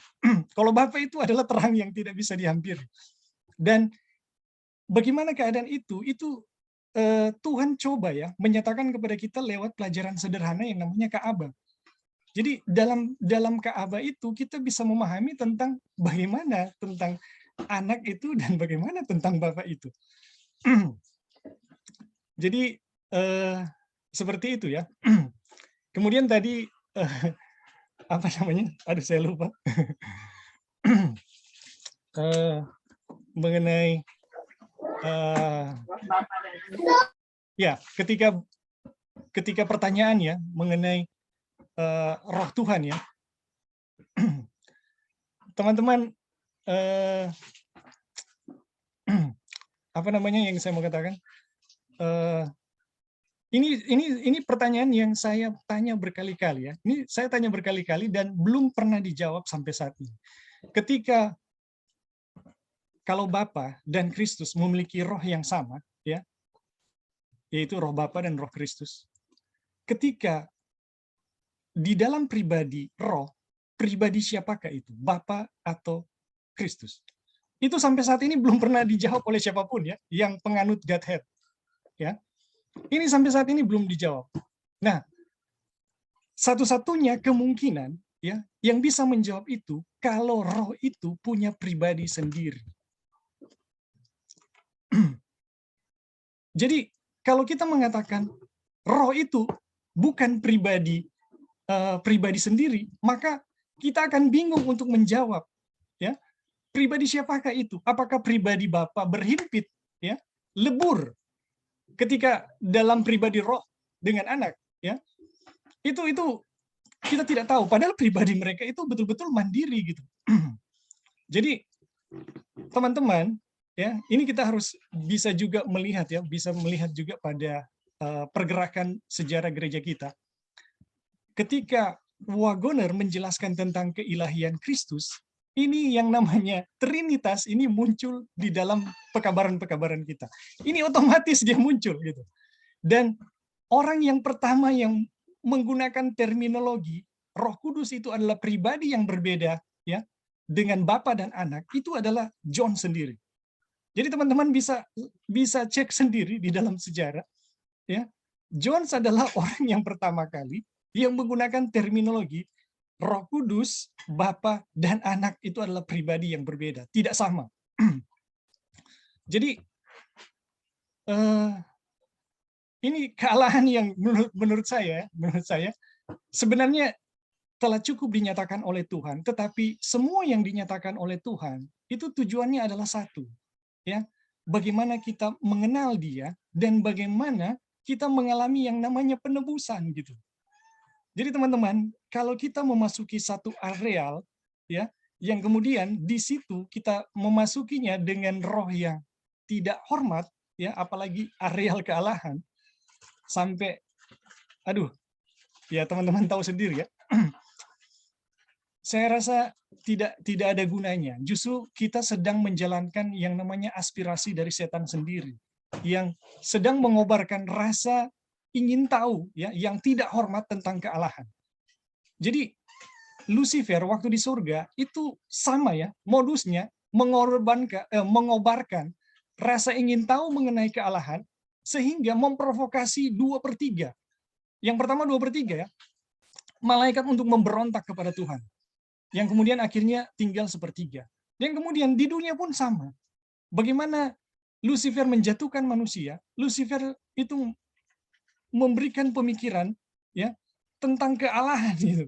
Hal yang sama gitu. Jadi rasa ingin tahu yang tidak hormat itu kita harus sangat hati-hati mengenai kealahan, karena sejarah telah memberitahukan bagaimana, ya, makhluk-makhluk yang sangat cerdas, mulia itu bisa menjadi pemberontak melawan Tuhan. Jadi ketika kita memasuki areal kealahan, ini saran saya, ya, sebaiknya kita melihat pada sisi bagaimana itu memberi efek pada penebusan kita. Kalau itu, ya, pertanyaan-pertanyaan yang kita masuki tidak memberi efek sama sekali, tidak berdampak sama sekali, bagaimana saya semakin mengasihi Tuhan, atau bagaimana dosa-dosa kita dihapuskan, teman-teman sebaiknya, ya, yang Ellen White katakan berdiam adalah emas, atau tidak tahu, ya, kita katakan tidak tahu. Mungkin seperti itu, ya, yang kita bisa kasih. Bagaimana teman-teman?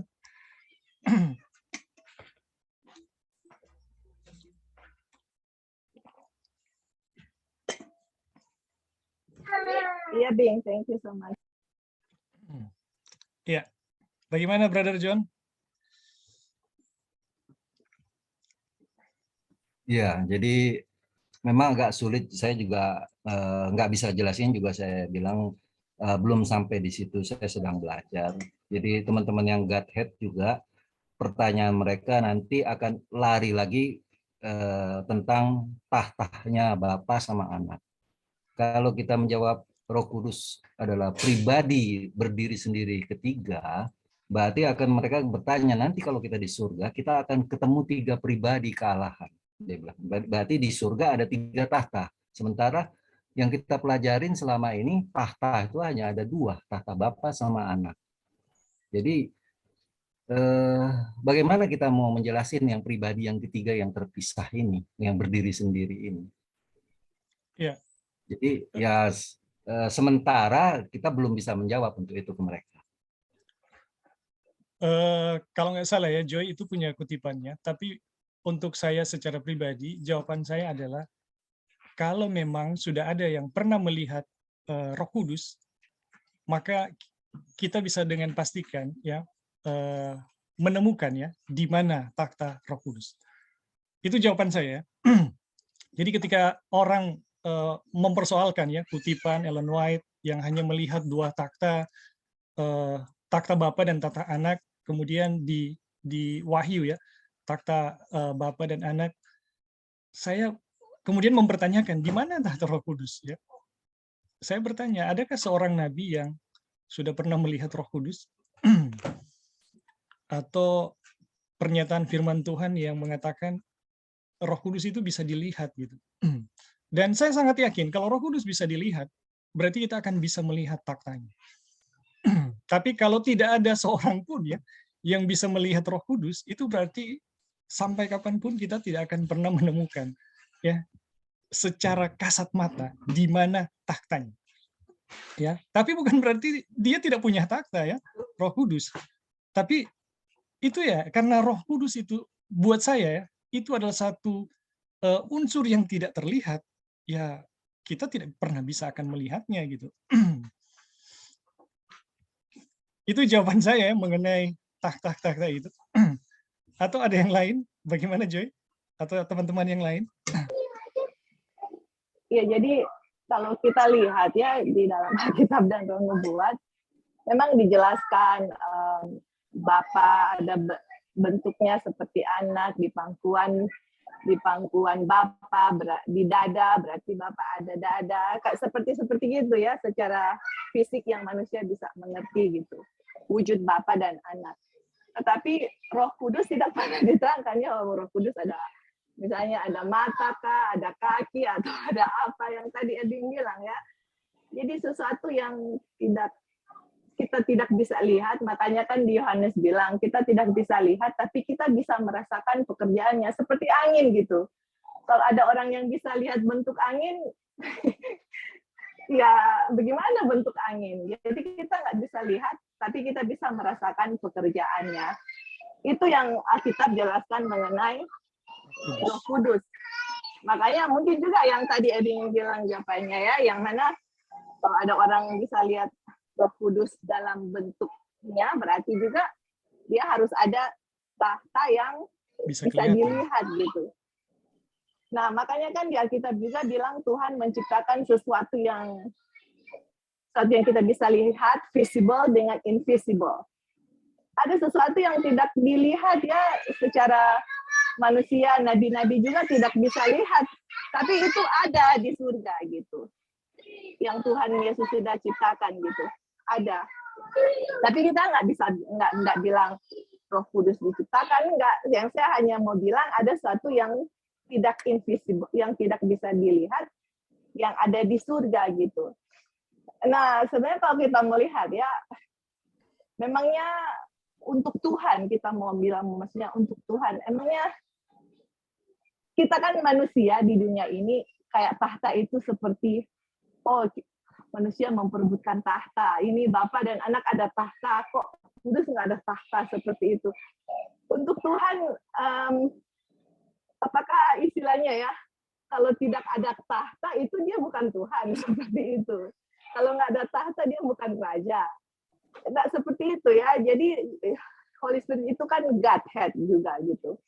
Jadi bukan berarti kalau nggak dibilang nggak ada tahta, terus memang realitinya nggak ada tahta, kita nggak tahu karena nggak diterangkan di Alkitab maupun Roh Nubuat. Yang diterangkan di Alkitab dan Roh Nubuat itu adalah pekerjaan dari Roh Kudus gitu.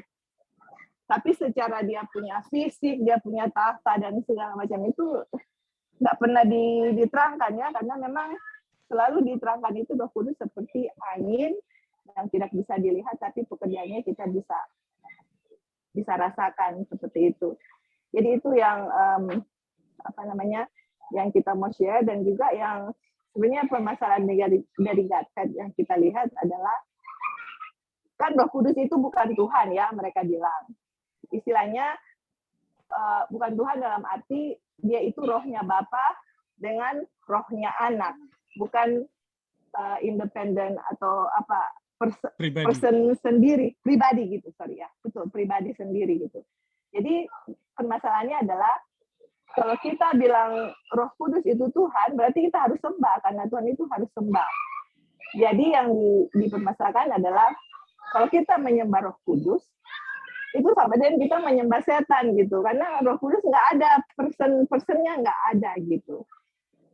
Jadi kita hanya sembah Bapa dan Anak karena mereka ada pribadinya, kalau Roh Kudus nggak ada.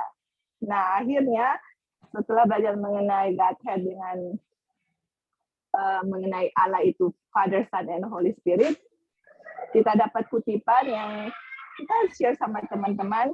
Kita nggak tahu, kita belum sempat share sama Eding kayaknya ya.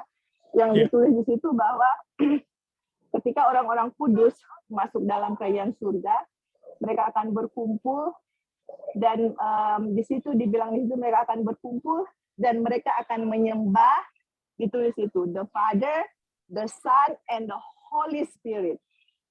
Dibilang di situ 3 yang kita akan sembah gitu. Jadi itu sebenarnya sudah buat saya pribadi ya, sudah menjawab pertanyaannya bahwa Roh Kudus itu juga akan disembah gitu. Jadi kalau di dunia ini ya, kita nggak bisa lihat Roh Kudus, kita merasakan pekerjaannya. Tapi kalau di surga kita menyembah Roh Kudus berarti sesuatu yang di dunia ini saya nggak bisa lihat. Tapi kalau di surga, jadi misalnya nih saya mau sembah, memangnya saya mau sembah seseorang yang kita nggak lihat. Yang enggak kan harus sesuatu yang kita bisa lihat, atau bagaimana bentuknya, bagaimana di surga, saya nggak tahu ya, karena itu bukan suatu hal yang saya harus pertanyakan sekarang, karena itu tidak dinyatakan di Alkitab dan Roh Nubuat, tapi jelas di situ dikatakan bahwa kita akan menyembah Roh Kudus. Kalau teman-teman mau, kita kasih dia punya kutipan. Itu udah memang for me, Holy Spirit itu punya pribadi sendiri, dan itu Roh Kudus itu disembah karena dia Tuhan. Bukan hanya sebuah roh atau energi atau whatever yang dibilang tidak ada personnya, itu hanya rohnya Tuhan dengan Bapa, dan hanya Tuhan dengan Anak, tidak ada Roh Kudus. Dan kalau kita sembah Roh Kudus berarti sembah Lucifer, itu membuat kita silakan, membuat saya pribadi ya, kita nggak percaya lagi dengan doktrin itu. Kita percaya bahwa Roh Kudus itu independen, dia ada pribadi dan akan kita sembah gitu. Oke, thank you, Bing. Itu aja dia punya jawaban yang kita bisa kasih.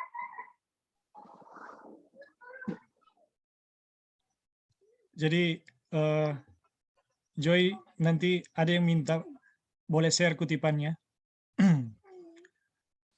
Halo, Uncle. Boleh kita kasih di. Silakan, Gabriel. Iya, jadi aku mau sharing sedikit. Ini emang pelajaran ini emang agak lumayan rumit ya kalau kita memang nggak pelajari benar-benar. Jadi memang iya, aku juga pernah dapat itu yang kutipan yang mungkin Anti Joy maksud. Sempat diskusi sama ada teman yang dari ya Godhead. Itu nanti memang kalau kita berdiskusi mengenai Roh Kudus itu memang panjang ya, karena kita juga secara manusia kita nggak bisa paksakan apakah dia itu 2, apakah dia itu 3, lalu apakah di surga itu nanti ada tahta atau bagaimana. Jadi yang aku pernah pengalaman diskusi dengan teman yang memang punya pemahaman bahwa Roh Kudus itu bukanlah pribadi yang memang ada gitu, yang memang ada pribadinya. Mereka akan bilang bahwa katanya Mrs. White punya tulisan itu sudah di ini. Susupi. Itu bukan tulisan Mrs. White asli begitu ya. Seperti itu. Dari buku, kalau nggak salah itu buku Sermon Talks kalau nggak salah, itu yang memang itu stenograf mereka bilang. Tapi memang kalau baca juga di zamannya Mrs. White waktu tahun 1800-an di manuskrip rilis kalau tidak salah, kutipan yang tadi Anti Joy share itu memang ada bahwa nanti semua orang umat Tuhan nanti di surga akan menyembah the Father, the Son, and the Holy Spirit. Itu aja sih, Uncle, aku mau sharing. Thank you. Ya, terima kasih Gabriel untuk tambahannya. Jadi teman-teman, memang isu konspirasi ya, isu konspirasi. Ini saya juga mau kasih ya tanggapan mengenai isu konspirasi. Jadi oknum yang dikambing hitamkan sebagai agen Jesuit yang menambahkan ya, atau yang merekayasa kutipan Ellen White itu adalah Leroy Fromm, ya, Leroy Fromm. Nah, teman-teman, pertama ya mengenai kutipan Ellen White. Kutipan Ellen White itu mengenai third person, Roh Kudus itu adalah third person, ya, yang berbeda itu banyak sekali. Bukan hanya dalam satu buku, ya. Bukan hanya dalam satu buku, tapi itu ada dari Kerinduan Segala Zaman, ya. Jadi bukan cuma satu sumber. Dan kemudian mengenai Leroy Fromm sendiri, teman-teman, ini yang saya mau katakan. Ini masih apa ya? Ini masih pendapat saya ya. Siapakah Leroy Fromm ini? Leroy Fromm ini adalah seorang yang membela mati-matian Pekabaran 1888 ya, di zamannya gitu. Jadi saya menduga kuat ini sengaja dikambing hitamkan. Kenapa? Karena memang juru kabar Pekabaran 1888 ini betul-betul ini betul-betul dikriminalisasi gitu. Jadi ada fakta bahwa kubur Leroy Fromm itu ada simbol Osiris gitu, dewa Osiris dengan dewa mata gitu. Nah, saya bertanya, bagaimana dengan Ellen White yang ada simbol obelisk gitu? Jadi teman-teman, ini pertanyaan-pertanyaan yang justru memberitahukan kita bahwa sebenarnya ada ada sesuatu yang sebenarnya yang sangat penting yang mau disembunyikan di dalam gereja kita. Ini kalau bicara tentang konspirasi ya. Dan apa yang mau disembunyikan itu bukanlah pekabaran-pekabaran yang begitu, teman-teman. Justru pekabaran yang mau disembunyikan ya, yang mau ditutupi itu adalah pekabaran keselamatan yang diberikan di tahun 1888. Isu konspirasi juga mengenai kutipan Ellen White yang disembunyikan. Ada yang mengatakan, oh, ada kutipan-kutipan Ellen White setelah tahun 1913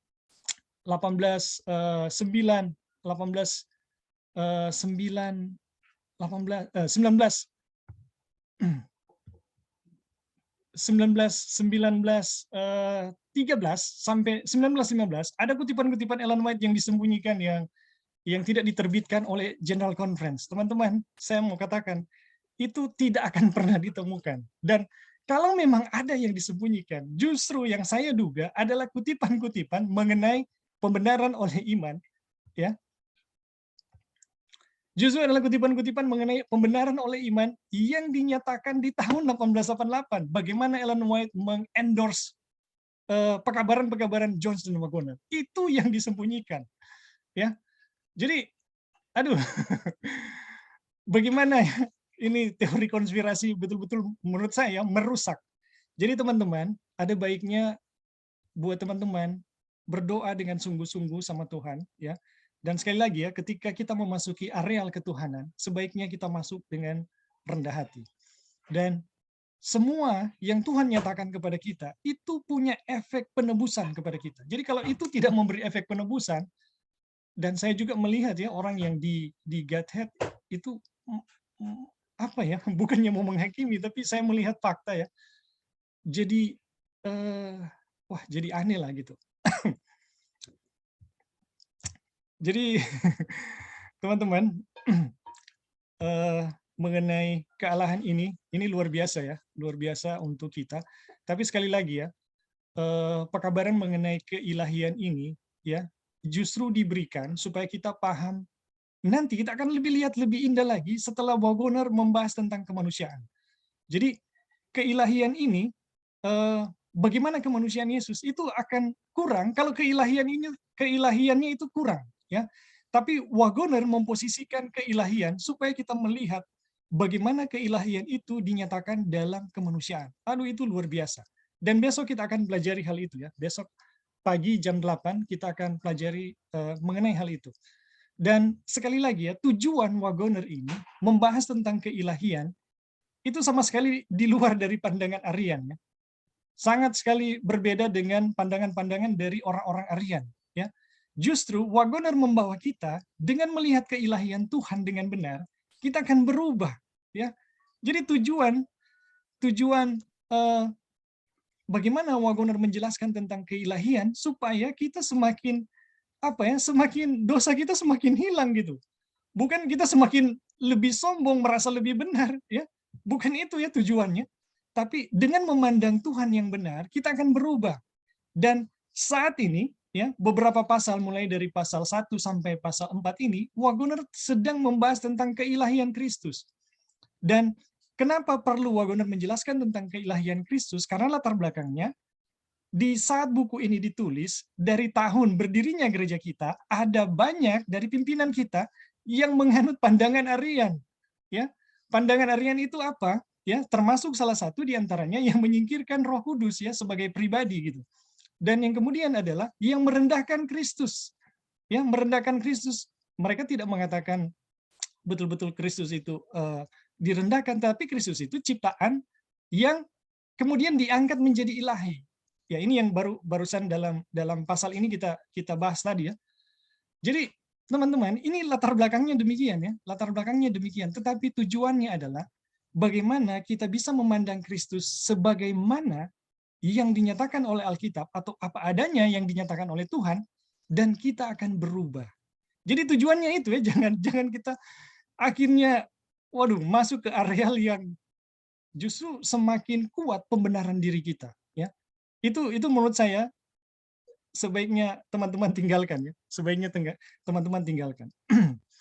Jadi pada saat ini kita telah mempelajari tentang salah satu pandangan mengenai keilahian yang keliru ya, bahwa Yesus itu adalah ilahi tapi yang pertama kali diciptakan ya. Ini satu hal yang sangat keliru ya, sangat keliru. Ayat-ayatnya ada, dasar-dasar ayatnya ada, tetapi dengan memahami secara kontekstual, konteks dekat maupun konteks yang jauh, ya, kita melihat, oh ternyata itu betul-betul keliru. Dan dengan mempelajari justru pada sumber-sumber yang valid ya, kita justru melihat bahwa Yesus itu betul-betul ilahi, ya, sejajar dengan Bapa, ya. Dan kalau kita meninggikan Kristus sejajar dengan Bapa, apakah Bapa tersaingi ya? Itu sama sekali tidak, justru sebaliknya. Karena mereka satu, ya. Ketika kita menghormati Yesus, kita menghormati Bapa. Ketika kita meninggikan Kristus, kita meninggikan Bapa. Apa jadinya kalau kita merendahkan Kristus? Ya, itu berarti kita merendahkan dan menghina Bapa. Itu poinnya, itu poin yang dijelaskan oleh Wagoner di sini. Itu juga berkaitan dengan isu penyembahan kepada Roh Kudus ya. Apakah dengan menyembah Roh Kudus kita menyembah satu Tuhan yang lain? Ya, teman-teman, jangankan Roh Kudus, Bapa saja kita tidak bisa menyembah tanpa Kristus. Kita tidak pernah bisa akan menyembah Bapa jika Yesus itu tidak pernah datang ke dunia ini, atau Yesus itu tidak pernah menyatakan diri di dunia ini. Kenapa? Hanya dengan memahami tentang Yesus, maka kita bisa memahami tentang Bapa. Ya, karena jelas ya firman-Nya. Sebagaimana kita melihat Yesus, kita bisa melihat Bapa. Dan demikian juga murid-murid, hanya dengan memahami tentang siapa Yesus, mereka mengalami yang namanya kepenuhan Roh Kudus. Jadi, apakah Roh Kudus itu merasa tersaingi atau merasa dikurangi gitu kalau kita meninggikan Roh Kudus? Apakah Bapa merasa dikurangi kalau kita meninggikan Roh Kudus? Ini sama pertanyaannya kalau kita dalam konsep Arian, seolah-olah kalau kita meninggikan Kristus, kita merendahkan Bapa. Ini sesuatu yang menyesatkan ya teman-teman. Sebaliknya, di dalam pekabaran yang disampaikan kepada kita, dengan meninggikan Kristus, itu berarti kita meninggikan Bapa. Bagaimana dengan Roh Kudus? Sama. Dengan meninggikan Roh Kudus, itu berarti kita meninggikan Kristus, kita meninggikan juga Bapa. Jadi ketiga oknum ini adalah satu. Jadi merendahkan salah satu berarti merendahkan semuanya, ya. Meninggikan salah satu itu berarti meninggikan semuanya, karena prinsipnya mereka semua adalah ilahi yang sama, ya, satu gitu. Jadi teman-teman, ini waktu kita sudah selesai ya, Mungkin masih ada lagi ya teman-teman yang mau tambahkan ya sebelum kita menutup perjumpaan kita saat ini. Ya silakan Joy. Kita mau tambahkan sedikit yang mengenai tadi Brother Gabriel bilang juga, dan itu betul juga kita dengar yang kalian kita udah kirimkan ya kutipannya, kalian bisa baca di situ bahwa di surga kita akan menyembah the Father, the Son, and the Holy Spirit. Terus yang kita lihat itu mereka bilang itu kutipannya tidak ada, ditambahkan. Terus ayat 1 juga yang Godhead bilang di 1 Yohanes 5 ayat 7, itu ayatnya sebenarnya tidak ada, gitu ya. Kan dibilang di situ ada 3 yang witness di surga, yaitu Father, the Word, which is Yesus, dengan the Holy Spirit. Jadi ada 3. Nah, kemudian yang Godhead bilang itu ayat itu nggak ada begitu. Jadi kalau kita sudah mau berpikir seperti itu, teman-teman, saya akan hilang saya punya confidence kepada Alkitab dan Roh Nubuat gitu. Karena kalau kita bilang, oh ini ditambahkan, ini nggak ada, ini begini, yang saya mau percaya yang mana gitu. Ellen White sendiri, kalau memang ayat itu tidak ada, kalau itu akan bermasalah, itu akan memang jelas dinyatakan ya, karena itu kalau merupakan keselamatan kita, itu akan dinyatakan bahwa oh itu ayat tidak ada. Sedangkan Tuhan sendiri yang preserve itu Alkitab dan semua ayat-ayatnya itu Tuhan yang preserve, artinya memelihara gitu. Dan jadi kita tidak bisa membangun sebuah doktrin yang mengatakan ini tidak ada, ini tidak ada, hanya untuk membela kita punya doktrin gitu. Sedangkan yang sudah jelas di Alkitab dengan nubuat, kita nggak mau terima karena untuk mempertahankan sesuatu yang sampai kita harus bilang itu tidak ada di Alkitab dan itu tidak ada di Roh Nubuat gitu. Jadi makanya saya bilang kalau kita mau berpikir begitu, itu nggak ada Alkitab, nggak ada di Roh Nubuat, kita akan hilang saya punya confidence kepada Alkitab dan Roh Nubuat gitu. Karena kok bisa gitu Tuhan harus mau mempertahankan Alkitab dengan sesuatu ayat yang membuat saya hilang gitu, ngerti nggak ya? Jadi kan permasalahannya di situ di teman-teman kita di Godhead, kalau kita salah mengerti itu kita akan hilang, dan mereka selalu gunakan Yohanes 17 ayat 3. Ini this is eternal life, kalau mengenal Bapa dengan anak gitu. Jadi kalau kita salah mengerti Godhead, kita akan hilang. Masa Tuhan mau taruh ayat di situ untuk membuat saya hilang gitu ya? Istilahnya gitu. Jadi itulah yang teman-teman kita harus pertimbangkan, dan kita berdoa kepada Tuhan untuk menunjukkan kita dalam semua kebenaran. Tetapi selalu intinya itu jangan sampai hilang gitu. Karena intinya ini mengenai keselamatan. Kalau kita sudah terlibat dengan perbincangan atau diskusi-diskusi yang tidak ada mengenai rencana keselamatan, tapi hanya sebagai suatu curiosity atau curiga atau ingin tahu ini bapak kah atau ini anak kah, atau untuk satu yang apa hubungan dengan keselamatan, nah itu dia, itu akan kita akan terlibat dalam satu diskusi yang panjang lebar yang kita akan berusaha menjelaskan Tuhan, sedangkan kita tidak bisa secara manusia yang terbatas menjelaskan sesuatu yang terbatas. Dan sesuatu yang ada di Alkitab dan Roh Nubuat yang sudah dinyatakan dengan jelas, itu yang akan saya terima. Kalau tidak, saya nggak tahu mana kira-kira ya. Misalnya kalau saya terima seperti pandangan itu, saya udah nggak tahu kira-kira, oh kalau begitu, apakah ada ayat-ayat yang lain yang memang nggak seharusnya di situ dan ditambahkan di situ, seperti itu. Atau di kutipan Ellen White, apakah memang ada sesuatu yang tidak ada terus ditambahkan atau ditambah-tambahkan, seperti itu akan membuat saya akan bertanya seperti itu gitu. Ada doktrin lain lagi nggak yang Alkitab ditambahkan ayatnya dan Roh Nubuat ditambahkan yang sebenarnya nggak ada di situ, hanya untuk mempertahankan saya punya doktrin? Saya rasa tidak ya. Tuhan sangat berkuasa untuk mempertahankan ayat-ayat Alkitab dan kutipan-kutipan Roh Nubuat demi semua yang ada di situ untuk keselamatan kita gitu. Oke, thank you, Bing. Ya, terima kasih Joy. Jadi saya setuju sekali ya bahwa teman-teman ini bahaya teori higher and lower criticism ya. Ini telah masuk di dalam gereja kita sebagai metodologi untuk belajar Alkitab. Itu baik sebagai tools ya. Tapi kalau itu dimasuki dengan roh, bukan seperti anak kecil, maka itu akan menjadi betul-betul ya, akan mengekspresikan bagaimana pikiran setan itu sendiri. Nah, kenapa demikian? Teman-teman, ini fakta ya yang saya alami dengan teman-teman yang mengikuti metode higher and lower criticism ya. Ya, pertama mereka mengatakan, oh, tidak sebagian dari kutipan Ellen White itu benar. Jadi ketika dikritik, lama-lama bukan cuma sebagian, sudah semua kutipan Ellen White. Baru selanjutnya tidak semua bagian Alkitab itu benar. Ya, pertama cuma 1-2 ayat, lama-lama udah satu kitab loh. Lama-lama sama sekali tidak lagi mempercayai tentang Alkitab. Ya, ini efeknya. Dan ini fakta teman-teman yang saya jumpai dengan teman-teman saya ya. Dengan begitu begitu beraninya gitu mereka mengandalkan kemampuan ya, kecerdasan, kebebasan berpikir mereka untuk mengkritik ya Alkitab, untuk mengkritik Tuhan. Aduh, ini luar biasa ya. Ini luar biasa, dan sampai di titik mereka sendiri tidak percaya dengan Alkitab, mereka tidak percaya roh nubuat, bahkan mereka tidak lagi percaya dengan Tuhan. Itulah kehebatan yang mereka dapatkan, teman-teman. Luar biasa. Luar biasa. Jadi, sekali lagi teman-teman, tujuan kita mempelajari tentang ketuhanan dalam pasal ini adalah supaya kita bisa memandang Yesus dengan benar, keilahian itu dengan benar.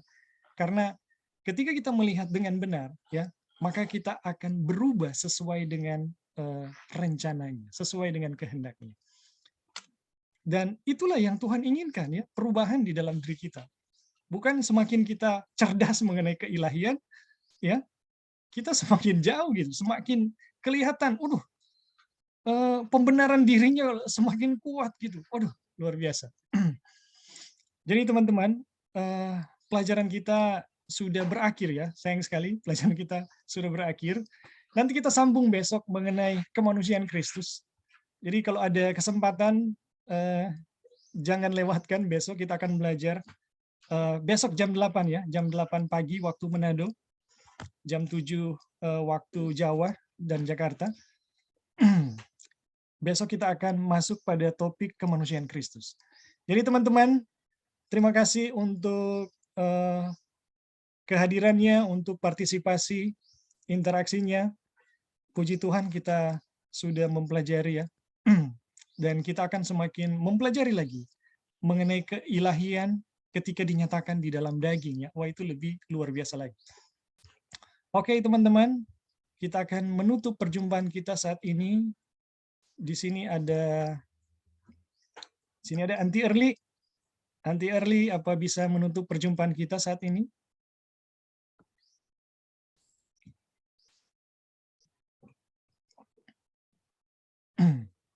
Halo, Anti Early.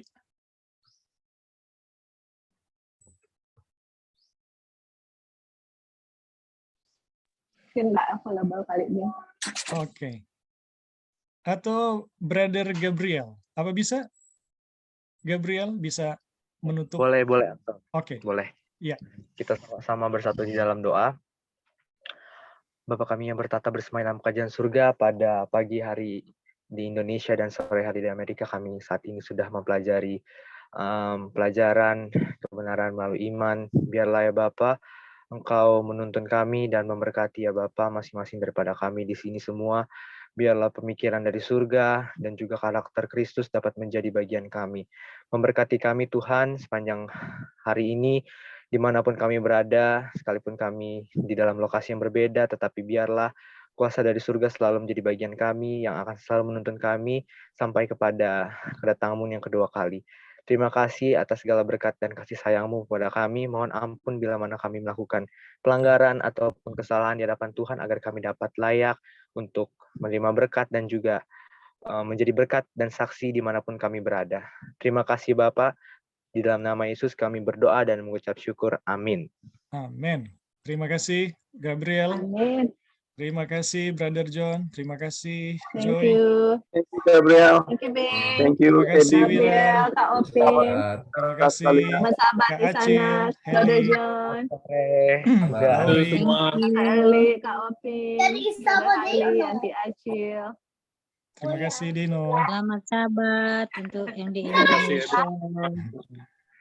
Oke, bye-bye Oke, semua. sampai berkuda besok ya, jam 8 Ya. ya, Ding ya. Jam 8 Manado. Manado, jam 7. Nah, Oke. bye. Oke, bye-bye. Thank you. Bye, Gabriel. Bye-bye See you again. semua. Bye. Nah.